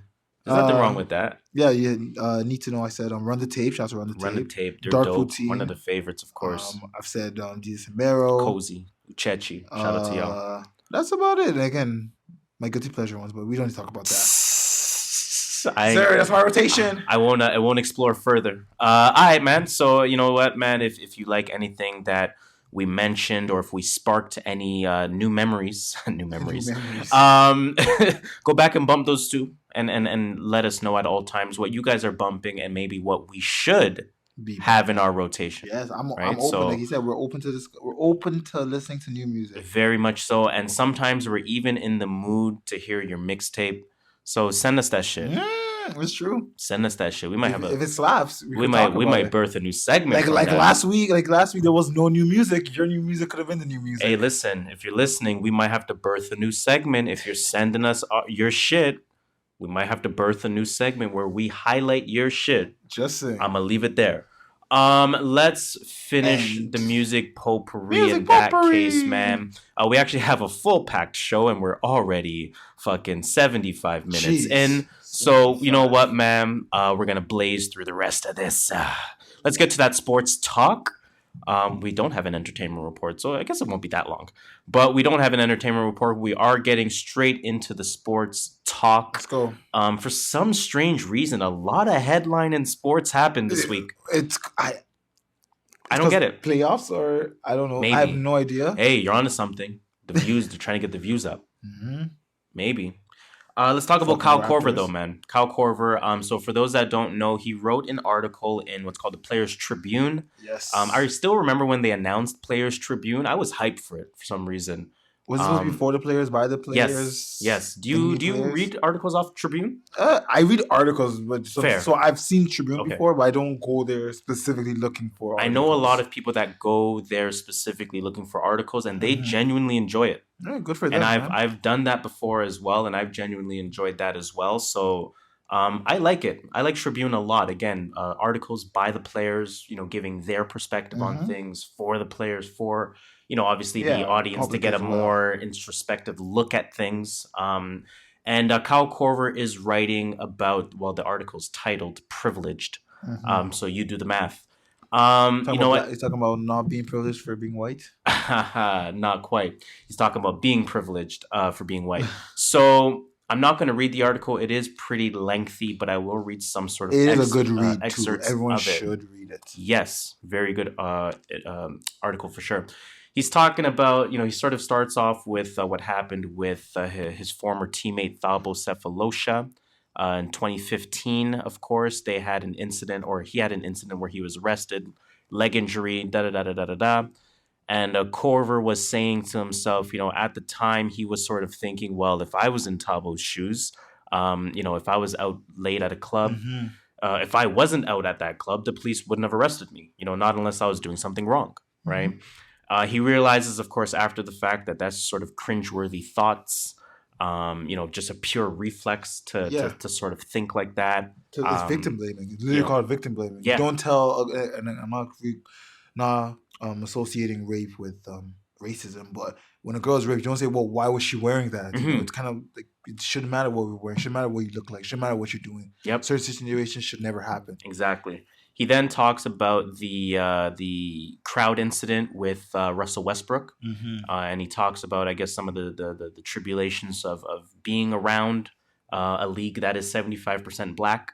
Yeah, you know what I mean? He said, I'll read a little excerpt here. So in a closed-door meeting with president of the Jazz the next day, my teammates shared stories of similar experiences that they had, of feeling degraded in ways that went beyond acceptable heckling. One teammate talked about how his mom had called him right after the game, concerned for his safety in Salt Lake City. One teammate said that night felt like being, quote unquote, in a zoo. One of the guys in the meeting was Thabo. He was my teammate in Utah at the time. I looked over at him and remembered his night in New York City. Everyone was said I was upset, da-da-da-da-da. And basically, Korver's just saying to a point where, like, I'm sick and tired of this. Like, this is not right for me to even have thought this way in the past. It's not right for us as white people to be quiet about things. Let's address the elephant in the room. Yes, sir. Yada, yada, yada. Again, it's a very long article. I'm going to sort of finish off by his final remarks. And what his final remarks are is, let's see here. How far back do I want to go? Yeah, so I'll go back this far. So the fact that inequality is built so deeply into many of our trusted institutions is wrong. And I believe it's the responsibility of anyone on the privileged end of those inequalities to help make things right. So if you don't want to know anything about me outside of if you don't want to know anything about me outside of basketball, then listen, I get it. But if you do want to know something, know that I believe that. Right? Know that I believe that privileged players should speak, right? Know that about me. If you are wearing my jersey at a game, know that about me. Jeez. If you're planning to buy my jersey for someone else, know that about me. If you're following me on social media, know that about me. If you're coming to Jazz games and rooting for me, Know that about me. And if you're claiming my name, my likeness for your own cause in any way, know that about me. Know that I believe this matters. Thanks for reading. And then he says, it's time for me to shut up and listen. Shut up and listen. Again, you know, you got to applaud. You always got to applaud that. And let me literally applaud him. You know, you got to always applaud someone being able to call themselves out. Mm-hmm. Right? You were going to say something?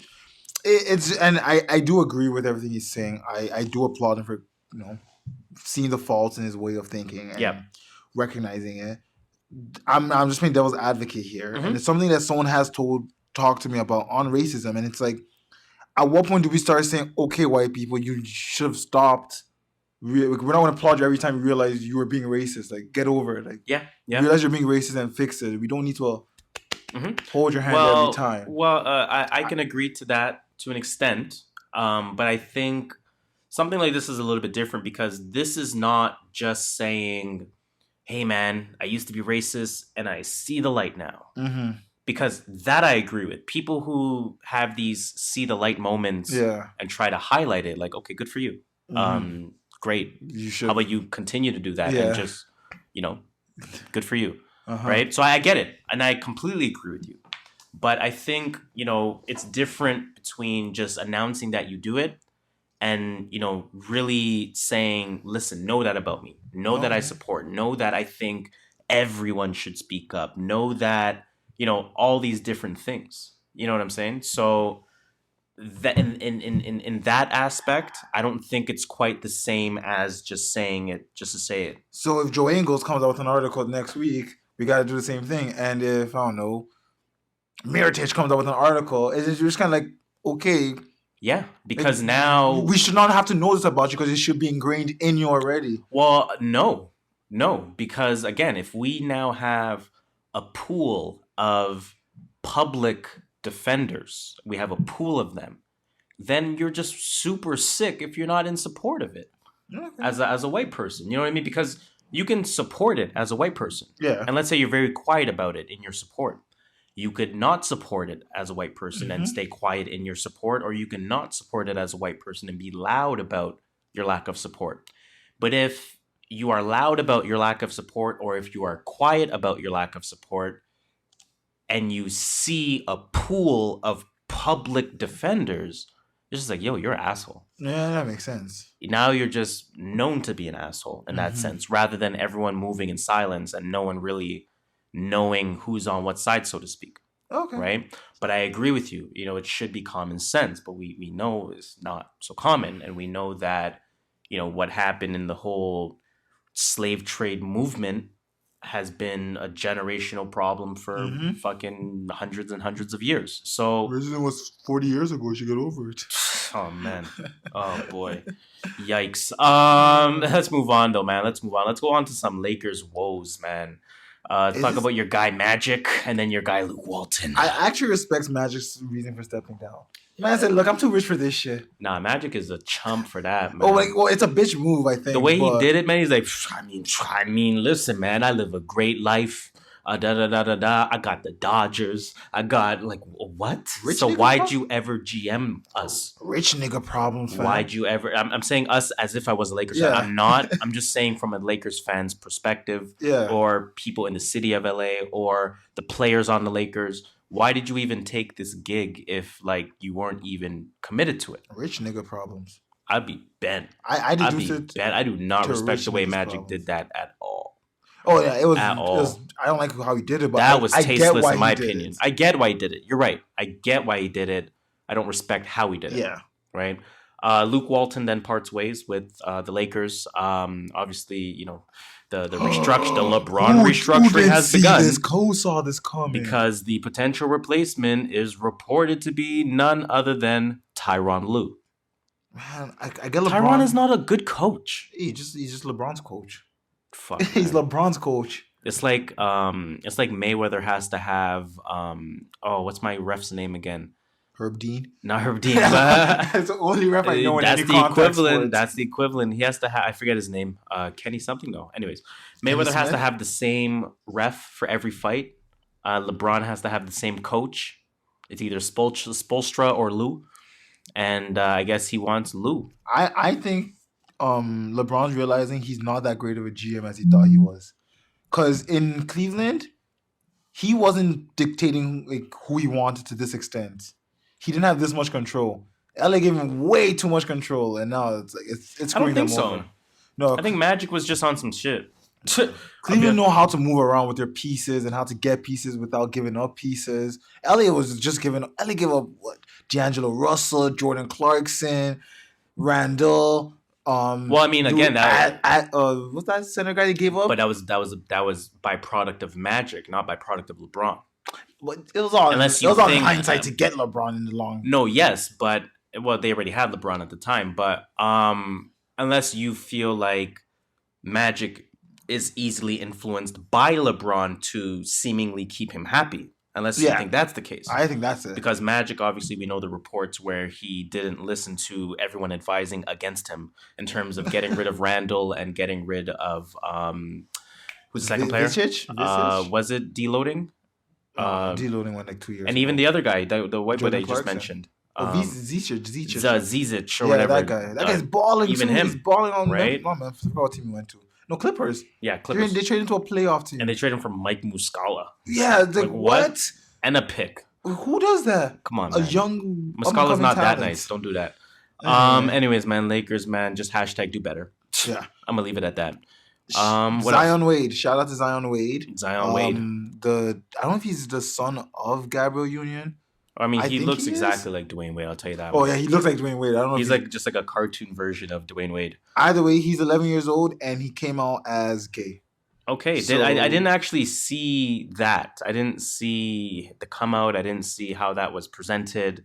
I saw the Pride stuff. I was confused by it because again, like I didn't know D Wade has two sons, and I didn't really realize Zaire's name is Zaire, right? So I was like, wait, what?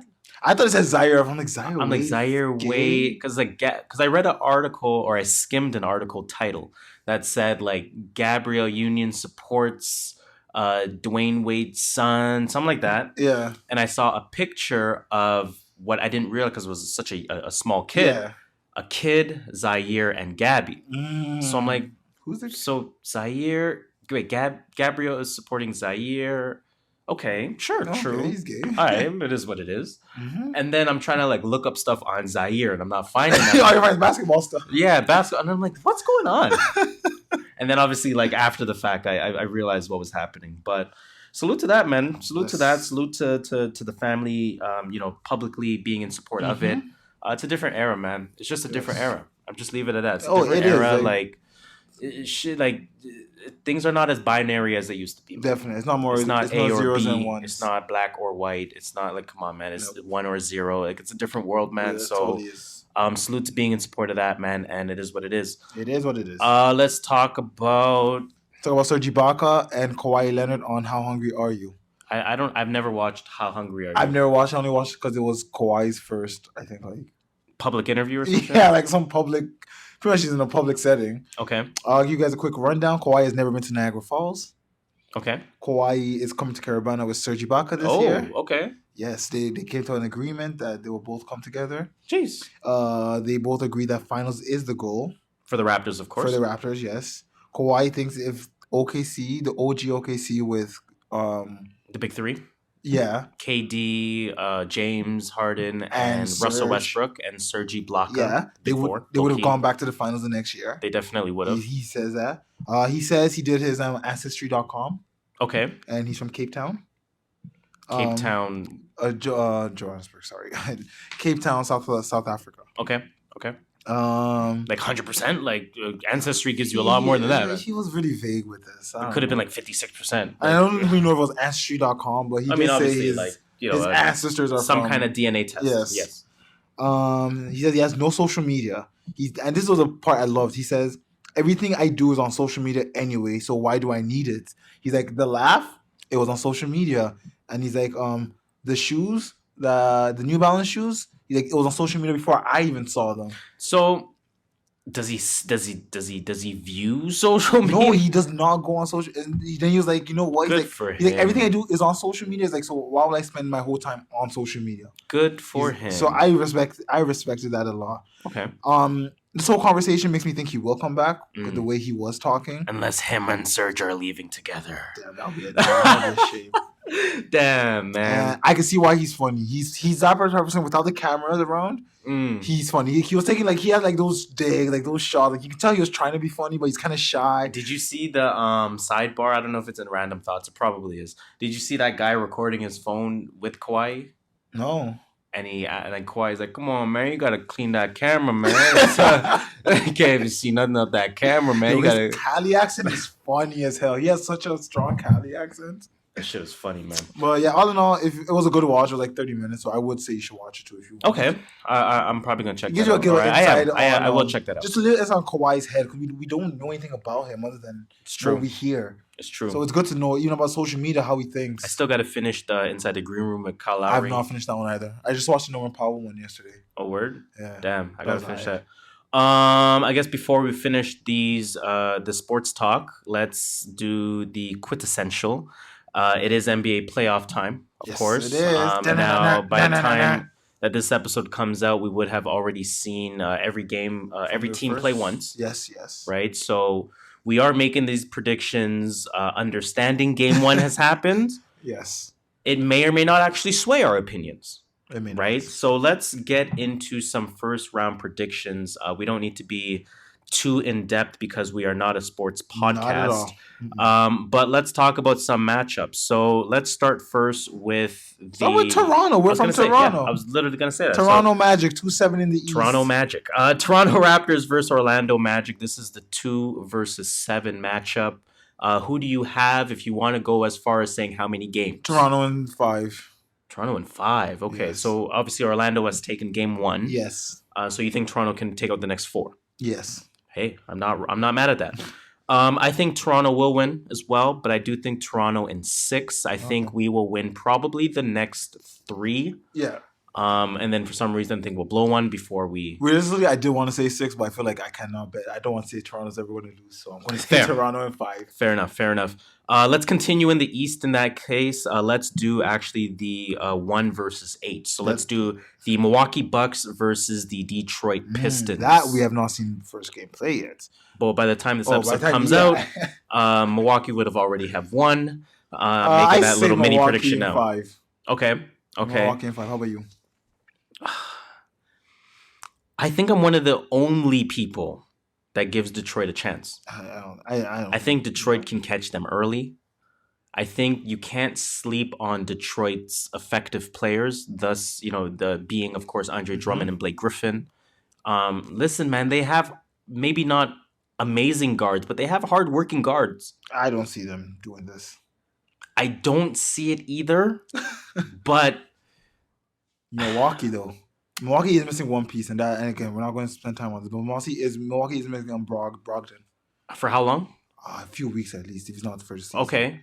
And that he was given 15 Listen, points a I game. think this can go, and I know how effective Brogdon is. He's very essential on that team. Even just court vision, spacing, a lot defense, help defense. He's a very smart player.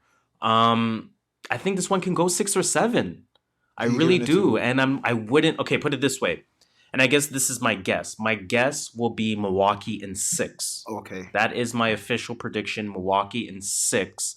I would not be surprised if Detroit wins the series. Okay, fair enough. Right? So I'm going to leave it at that. Right?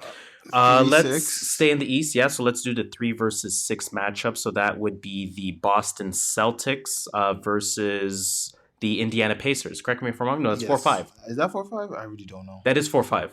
Yeah. 3 was 3-6 was Philly. 3-6 is Philly versus Brooklyn. I think Philly will take that in. I think that goes to 7, and it goes to Philly. Philly in 7. Okay. Yes. So my prediction of this happened well before Game 1 happened.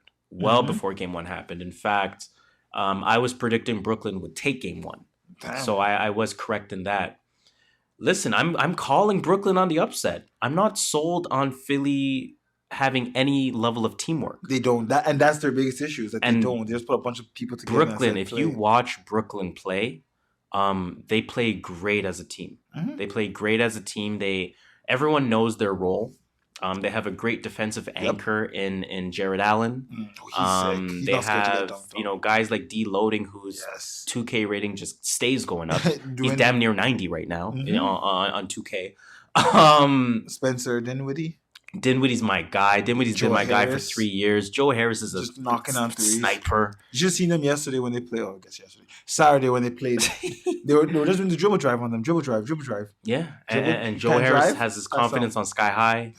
Man, Brooklyn's a good team. I like Brooklyn a lot. I think Brooklyn takes this in 6. Fair enough. I'm going Brooklyn in 6. That will be my upset pick of the East, of course. I am going Brooklyn 6. And did you give yours? Sorry, you said Philly 7. Philly 7. I'm going to go Brooklyn 6. And then let's talk about the 4-5 matchups. That'll be Boston versus Indiana. Boston has won game 1. Yes. So what's your thoughts on this? Boston in 4. Yeah, I go Boston 5. Indiana's not that great of a team. They're just not deep. Oladipo. Yeah, they're just they lack the depth. I go Boston. Everything 5. after 4 in the East is kind of like that's where the talent falls off significantly. Yeah. So even though there are 5 and Boston's a 4, they're really big. It's very true. Difference in team play. Very true. And then let's tackle the West real quick. So let's talk about Golden State versus the Clippers. 1v8. You got a room in here? Got a room somewhere? But I guess this sounds like. Hold on. This might sound like one. Where is it? Where the fuck is that soundbite? I don't know. I don't have it on here, but I have one that goes like a whoosh, like a. Yeah, that's not the right one. Just sweep it, yo. And Clippers should just start booking vacation right now because that's just gonna be a sweep. Stop playing. How are you? You think that's gonna be a sweep? I think it could be. I hate to do that to my Clippers. They are my team. They will continue to be my team, even though they don't have Chris Paul anymore. I think they might be able to sneak one because Golden State has that mentality to just let one go. You know what I mean? Did you see them last year? Let one go. Last year they almost swept. They won one game they lost last year in the playoffs. But still, you never know. I think they could just get lazy one game. So I'm going to go Golden State 5. Yeah, I say Golden State 5. And let's talk about the 2 versus 7. So that one is the Denver Nuggets versus the Spurs. This is my favorite matchup in my eyes. Spurs have taken game 1. Yes. So keep that in mind as we're making these predictions. So let's talk about it. I think go 7. I think Denver's going to win in 7. I actually think Denver will have no problem mopping this one up. I think Denver 5. You think let's Denver go. 5? Damn. San Antonio Spurs. Spurs, Spears, Britney Spears, Ari Spears don't matter. Denver in 5. You know what I'm saying? Denver in 5. I think once Denver starts clicking, they're unbeatable. That's true. Not unbeatable, of course, but you get what I'm saying. They become significantly harder to beat. Exactly. 3 versus 6. Houston versus the Utah Jazz. Game 1 is 3 at versus the time 6. of recording. That's a 4 versus 5. Sorry, my fault. OKC versus Portland. Yes, you are correct. As we are recording, Portland is currently up 15 on OKC. Didn't see that coming. Portland is at home. Keep in mind, Portland is the favorite for today, according to Vegas. So we can assume Portland takes game 1. Maybe not. Obviously, anything can happen in today's NBA. But we are making predictions on the series, of course. So let's talk about it. OKC in 6. I agree with that. I think OKC in 6, although Paul George is having some injury problems. He is playing through it. He's not as effective as he was when healthy. But I do think the loss of, correct me if I'm wrong, they still have no Nurkic. No Nurkic. No, that guy's gone. His leg was like on an angle. Yikes. Yeah. That shit was like almost Gordon Hayward looked like. No Nurkic, but they do have McCollum. Okay. So Nurkic. No Nurkic. I think Nurkic is too big of a piece on that team. He was like that third. Yeah, you can't do that. You can't do that. To the triangle. I think OKC in 6 as well. And then let's talk about the 4 versus 5, Houston versus Utah. I do like the series a lot as well. Yep. What do you think? I think Houston takes it in 6 or 7. Yeah, I agree. I think Houston actually in 6. I think Utah's a great opponent. I think nothing against Utah at all. I think some of Utah's strengths get taken away by Houston in terms of like using Gobert's length. I think not matches with Capella's length, but enough to bother him. Exactly, enough to sort of offset it being a definitive strength. Yes. Mm-hmm. I think, you can still call upon someone like Chris Paul for a lot of great on-ball defense. Let's not forget he still James has Harden. that ego in that sense to want to take on that mission, so to speak. So I'm sure we'll see Chris Paul take Donovan Mitchell one-on-one a few times. Probably. And let's make Donovan Mitchell post up in that case, right? Let's not forget James Harden having an MVP season. James Harden's going nuts. Who's going to guard James Harden? Ingles? Yeah, right. They actually like Ingles one-on-one defensively for some reason. I guess because he's smart, quote unquote, because he's white. That had nothing to do with... Well, I mean, that's how they view it, they being a society. But, I like Houston in 6. Mm-hmm. I like Houston in 6 in that one. And actually, before we leave this topic, Tiger Woods, breaking news, Tiger Woods wins 5th Master title with epic charge in final round. Tiger Woods won the Masters? He won the Masters. Yeah. Tiger Woods won the Masters.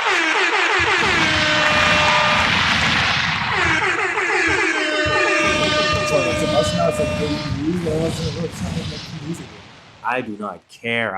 I've been on ever since Tiger was trying to make his comeback even 3 years ago. I've been watching his Grand Slam count. I don't know if they're called Grand Slams in golf. I'm a former tennis fan, so I just refer to them as Grand Slams. I've been watching his count, and I'm glad to see he finally added to the count. So I'm very happy for that. He has 51? No, fifth one. Fifth Masters. His 5th Masters. Yeah. I was like, yo, shit. Not 51. No, he could have 51 major titles. I don't know that, but I know he's 51 Master titles. Hey, Imagine that's nuts. went for 51 years. No one that else would be win. Nuts. That would be nuts. Salute to Tiger for that, man. That's a big look. I'm happy for him for that. And that's actually going to be the perfect way to get off this sports talk. So let's end that segment in that case. Let's get into some random thoughts, man. Random. Shit, what I got? I got some stuff. Why did I put the links? And I saved a few stuff, or at least I sent a few stuff. Some of them might have been in our notes too. You see the Melo tried to pull up in that D-Wade game. Saw that. Poor Melo, man. I wish somebody would sign him. You want about it? You see that robot? Which robot? The robot that hit the shot from half court in fucking somewhere in Asia. Bro, it's on my screen right now. I don't know if you want to look. So the robot is hitting a shot, calculating, throws it up, perfect spin, bang. I'm done. First of all, why does the robot have to shoot with human form? Yo, that form was hella impeccable. Nah, we're dying.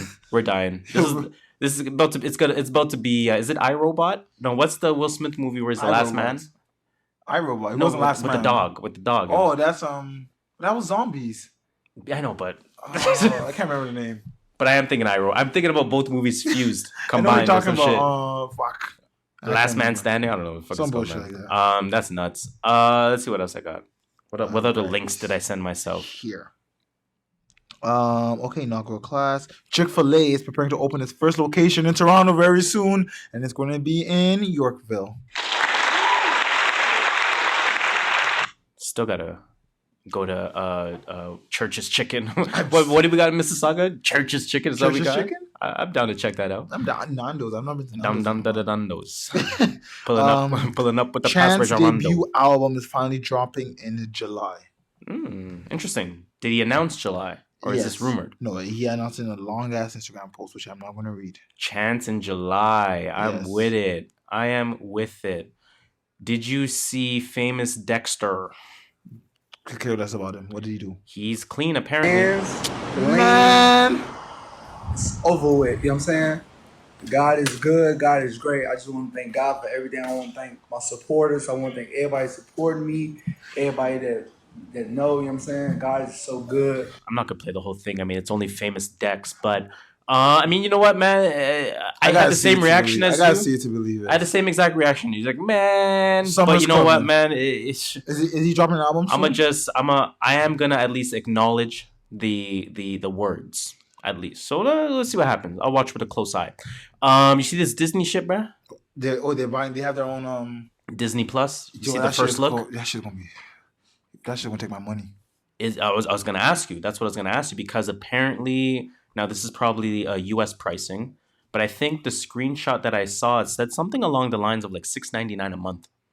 $6.99 a month. Like $6.99. Yeah, man. Of course, man. Come on, you think? I don't know, man. Disney, man. $699. You ever to Disney World before? Exactly. Damn. So true. So let's assume here. So let's assume it's $6.99 US. Let's assume that means $9.99 Canadian. Yeah, I'm gonna say $8.99. Or $8.99 maybe. Is that worth it for Marvel? Like, obviously, you're getting all the Marvel movies, Disney originals, all that kind of stuff. Yeah. Is that worth $10 a month? You gotta watch this YouTube video. It's called Disney. Something about Disney's bigger than you think it is, and they own so much more. Like they own Fox.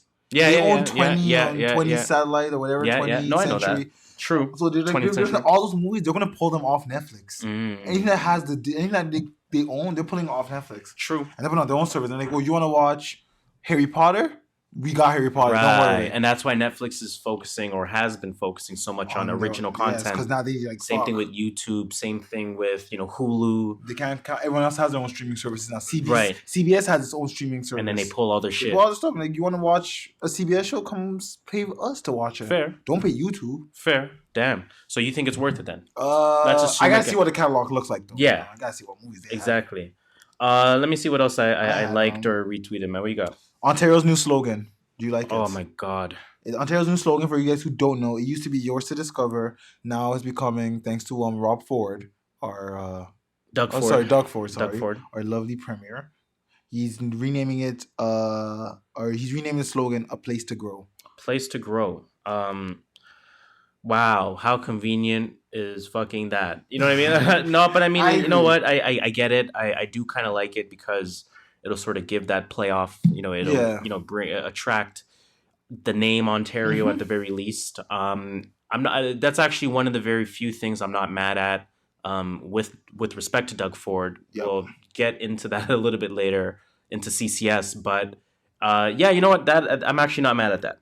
I'm actually not mad at that at all. I got a last one here. What you got? Toronto Pearson's Airport, which is our main international airport, becomes the world's first airport to partner with Uber Eats for terminal delivery. I heard that. Yo, I be peeping the things that you send just because I want to get that notification off. So sometimes I click it. I know what you're saying. And I read that. I'm like, damn. That's hectic. Uber everywhere. Literally in the airport. As my plane's landing, I'm ordering that Uber. Made in Tokyo. Yo, he's ahead of his time. I'm gonna just say that. Shit. What else I got? PSA Thriller, which is a slasher set in Compton, drops on Netflix this weekend. If you already have a Netflix subscription, all you have to do is hit play. Let's support some black horror. Wait, what is this? It's called Thriller. It's a slasher set in Compton. It's called Thriller? Yeah. Okay. A slasher movie set in Compton. Apparently, it's gonna drop on Netflix sometime tonight or over the weekend. Okay. So, you know what? I'm down. I actually tried searching for it. Nothing came up. Early in the weekend, and nothing came up. Okay. So I can only assume. During the week. I'm down for that. Let me see if I sent him myself anything on Instagram. Shout out to Scotty Beam, just cuz. What a beautiful soul. My goodness. Okay. You know when you open up fucking Instagram and you see that right there? Jesus Christ, she is beautiful. Okay. Got me dizzy out here. How do I check what do I fucking liked? I hate Instagram. Instagram is so trash, low key. Okay, saved. It is low key. Bill Simmons says, "I'm so here for GM Kobe. Let's get this party started." Not everyone that was a good player is necessarily a good GM. Everyone needs to relax. And did you see that old clip of Kendrick Lamar dissing Big Sean? Kendrick Lamar? Oh, damn, he did? It was old. And according to the Joe Budden podcast, through a personal conversation with Big Sean, it's never going to happen. They've already patched it up behind the scenes. It was one of those old things. I'll play it anyway. If I know how to play it. Oh, sorry.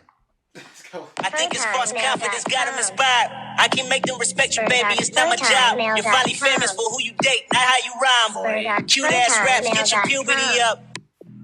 I think it's false confidence got him inspired. I can make them respect you, baby. It's not my job. You're finally famous for who you date, not how you rhyme. Cute ass raps, get your puberty up. Remember what I said about his raps, about his rapping being like all like, yeah, that's exactly what Kendrick said. Cute ass rhymes get your puberty, yo. Damn. His rhymes are cute. They're not like cute ass rhymes. That's funny.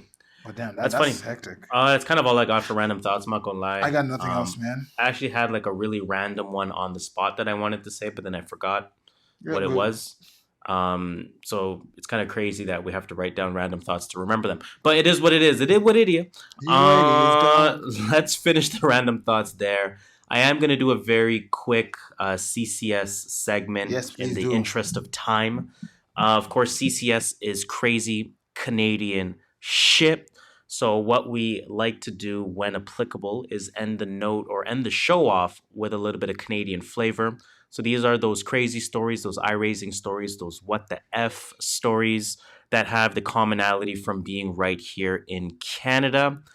This time around, I do want to talk a little bit about the province of Ontario. The provincial budget was announced by Premier Doug Ford, of course, brother of the late Rob Ford, and many of you will know the Rob Ford name, a former mayor of Toronto in that case. So Doug Ford, his brother, is part of the Conservative Party. Just to put it into perspective, we have NDP, New Democratic Party, Liberal Party, as well as Conservative. NDP and Liberal are equivalent to the Democrats, and the Conservative Party is equivalent to the Republicans, relatively speaking, right? So Doug Ford is part of the Conservatives/Republicans. And basically what he's doing, I'll just read some highlights. He's cutting $1 billion in funding from the Ministry of Children, Community and Social Service, and slashing close to $750 million in funding for post-secondary education. Ford is also squeezing healthcare and education spending so that the increases in those spendings will not even keep up with inflation. So it's less than 1.5% because inflation is approximately 1.5%. So just keep that in perspective as well. Doug Ford, what else does he want to do? Alcohol sales at bars and restaurants will start at 9 a.m. That is anti-meridian this summer. Cities can allow drinking in parks. Happy hour is allowed to be advertised nowadays. Free booze in casinos. Wait, we can never advertise happy hour before? No, that's why you notice they're never called happy hour. Oh, they're called appy. Appy hour, they're technically and like half-price appetizers and half-price But beer. you notice they never really advertise the beer. They advertise only the appetizers. And naturally, when you come in for a cheap appetizer, you're going to get a drink with it. Because they're not allowed to promote that shit. Now they can promote happy hour. Oh, hey, man. Heineken, cheaper at this time. Nuts. Crazy fucking 10 steps backwards. I'm so against this. It's crazy. Free booze in casinos can now be advertised as well. What else here? So again, making booze available, giving cities let's see here. He's gonna push to legalize online gambling as well as buying lotto tickets on your phone. The license plates will now be super blue. In fact, they will be what's called conservative blue. So similar to how I saw that, like it's all like one solid color. Exactly. So similar to how in the States the colors are flipped, like the conservatives or the Republicans wear red, MAGA, all that shit. The conservatives wear blue. The Democrats wear blue. So the Ontario license plates are going to be basically Democratic blue, which in Canada means conservative blue, right? So they're very much going to look like that. Oh, God. That seems like a little bit of branding problems there. You can't brand it your party's color. They're probably going to sell it as not branding it. Kind of fucked up. What else here? So new Parents' Bill of Rights. So this Parents' Bill of Rights will give parents the right to withdraw their children from lessons, classes, and schools that are teaching subjects to issues that they do not agree with. Okay. I'm going to leave it there. Okay. I have a lot of negative things to say about this budget. It's a million steps backwards. It stops promoting education. Yep. It stops promoting social care, child care. Bad. And bad. It takes away a lot of after-school programs. Which I don't understand why he's doing all this. It takes away a lot of specialized classes in schools. We know what it brings? African history studies, for example. No budget for that. You're missing what it brings, though. You're missing the one positive. More gambling and beer. Duh, more alcoholics in the streets. You know what I'm saying? Like, listen, man, I'll get real angry. Trust if I get into it. That's why I don't. That is sick. That's why it is my crazy Canadian shit for this week. It's sick. I just thought it would be important to highlight that. Ontario is very much moving in the wrong direction now. Keep in mind the reason why this is being done. I am not unaware of what's going on. Ontario as a province has the largest sovereign debt in the world. Oh God, that's in the world. So I get it. But I don't know if education and healthcare and social care and childcare are the places to take that from. It's not. So I'm gonna leave that there. Take what you may with that. I know many people won't care, but that's what's going on our end. That's what's going on in our neck of the woods. Right. But yeah, let's get off of that. Trump, CCS. I think that is the end of our show. It is. So please, you're just gonna have to do one more thing for me and cue the horns. Unleash the flutes on them, guru. Because with that being said, that will bring us to the end, the unfortunate end of the True North Views podcast. It's been episode 51. 51. It's been the Michael Doliak episode, the Meta World Peace episode. What did we say we were going to name it? The Knowles and Friends episode. So please, man, we ask one thing. We ask that you continue the conversation. If we had pictures of, some podcasts use an image of like an actual thing for their episode cover? release. I actually would have had the perfect picture. Only you can see this. It would have been this. Oh, that's a sick picture. That would have been a solid goodness. picture. Knowles and Friends. Damn, I should have done it. We can do it. What am I talking about? But no, we can't do it. It'll throw off our whole feng shui. But anyways, man, please continue the conversation by telling a friend to tell a friend to tell a friend to tell a friend to tell a friend to tell a friend. You already know what it is. That's 6 degrees of separation. It's finally getting warmer out there, man. It is. I can't wait for this. Now, as usual, I go by the name Harris. I'm your skirt master, Mr. Triple Double, no assist, stealing 64 mil from the TTC. JustShola. And I guess you just got to tell them that number one rule, man. Yo, watch out for the wastemans. Watch out for the motherfucking wastemans. Like I said, it is warming up, but it is still cold at night. So stay warm out there. Stay smart. Stay safe. Stay blessed. And stay spreading positivity. Stay supporting Black women. Stay supporting women in general. Stay equal. Stay fair. Stay not promoting toxic perspectives. Stay listening to hip hop. Stay supporting local businesses. Stay supporting Black-owned businesses. And if you know a motherfucking Black-owned business that makes men's suits, yo, he's serious about this, and ships to Canada or is Canadian, please link me on that. He's serious. At True North Views on that, and hashtag TNV podcast on that. Yes, sir. I'm trying to support. I'm trying to keep the money in the community. You guys have to help us too. And you guys have to help me help you. Help me help you, because I want to help you, help me help you. Bars.